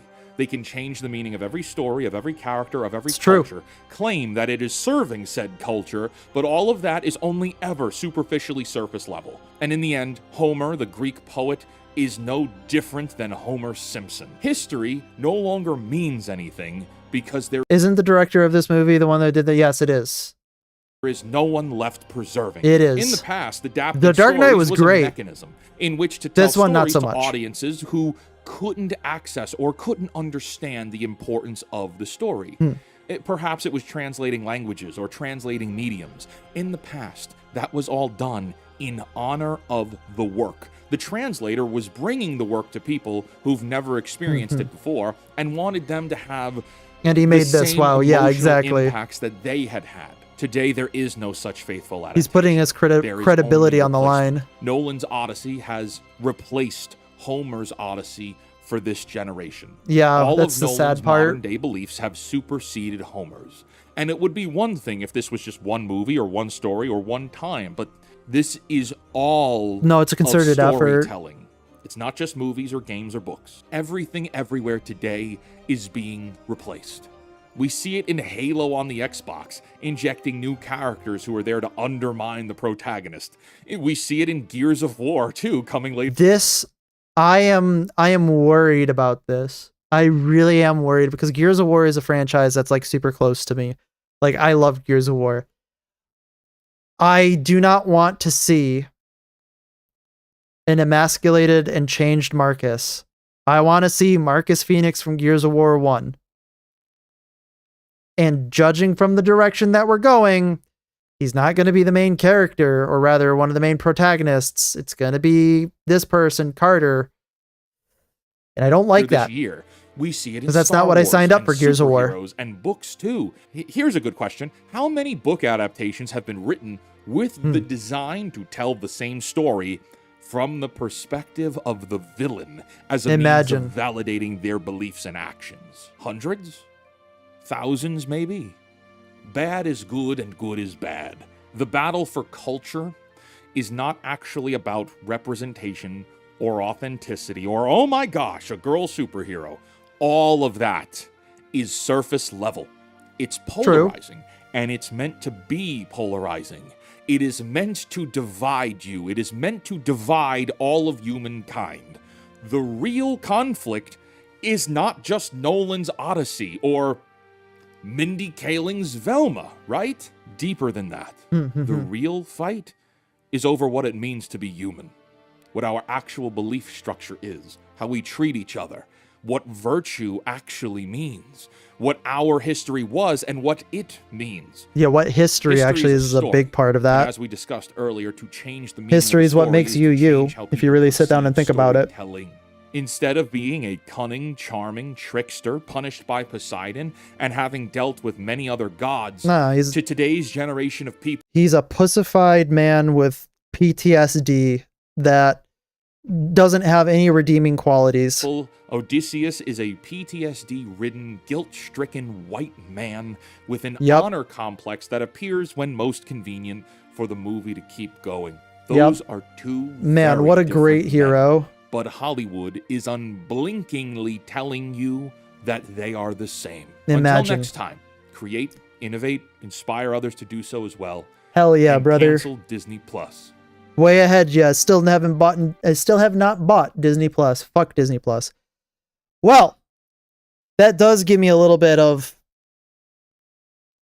I think it's going to get better before not too long. I think the normies are waking up because some of the numbers did come in for this, and they realized that some of the, what are they called? Reviews were very suspicious.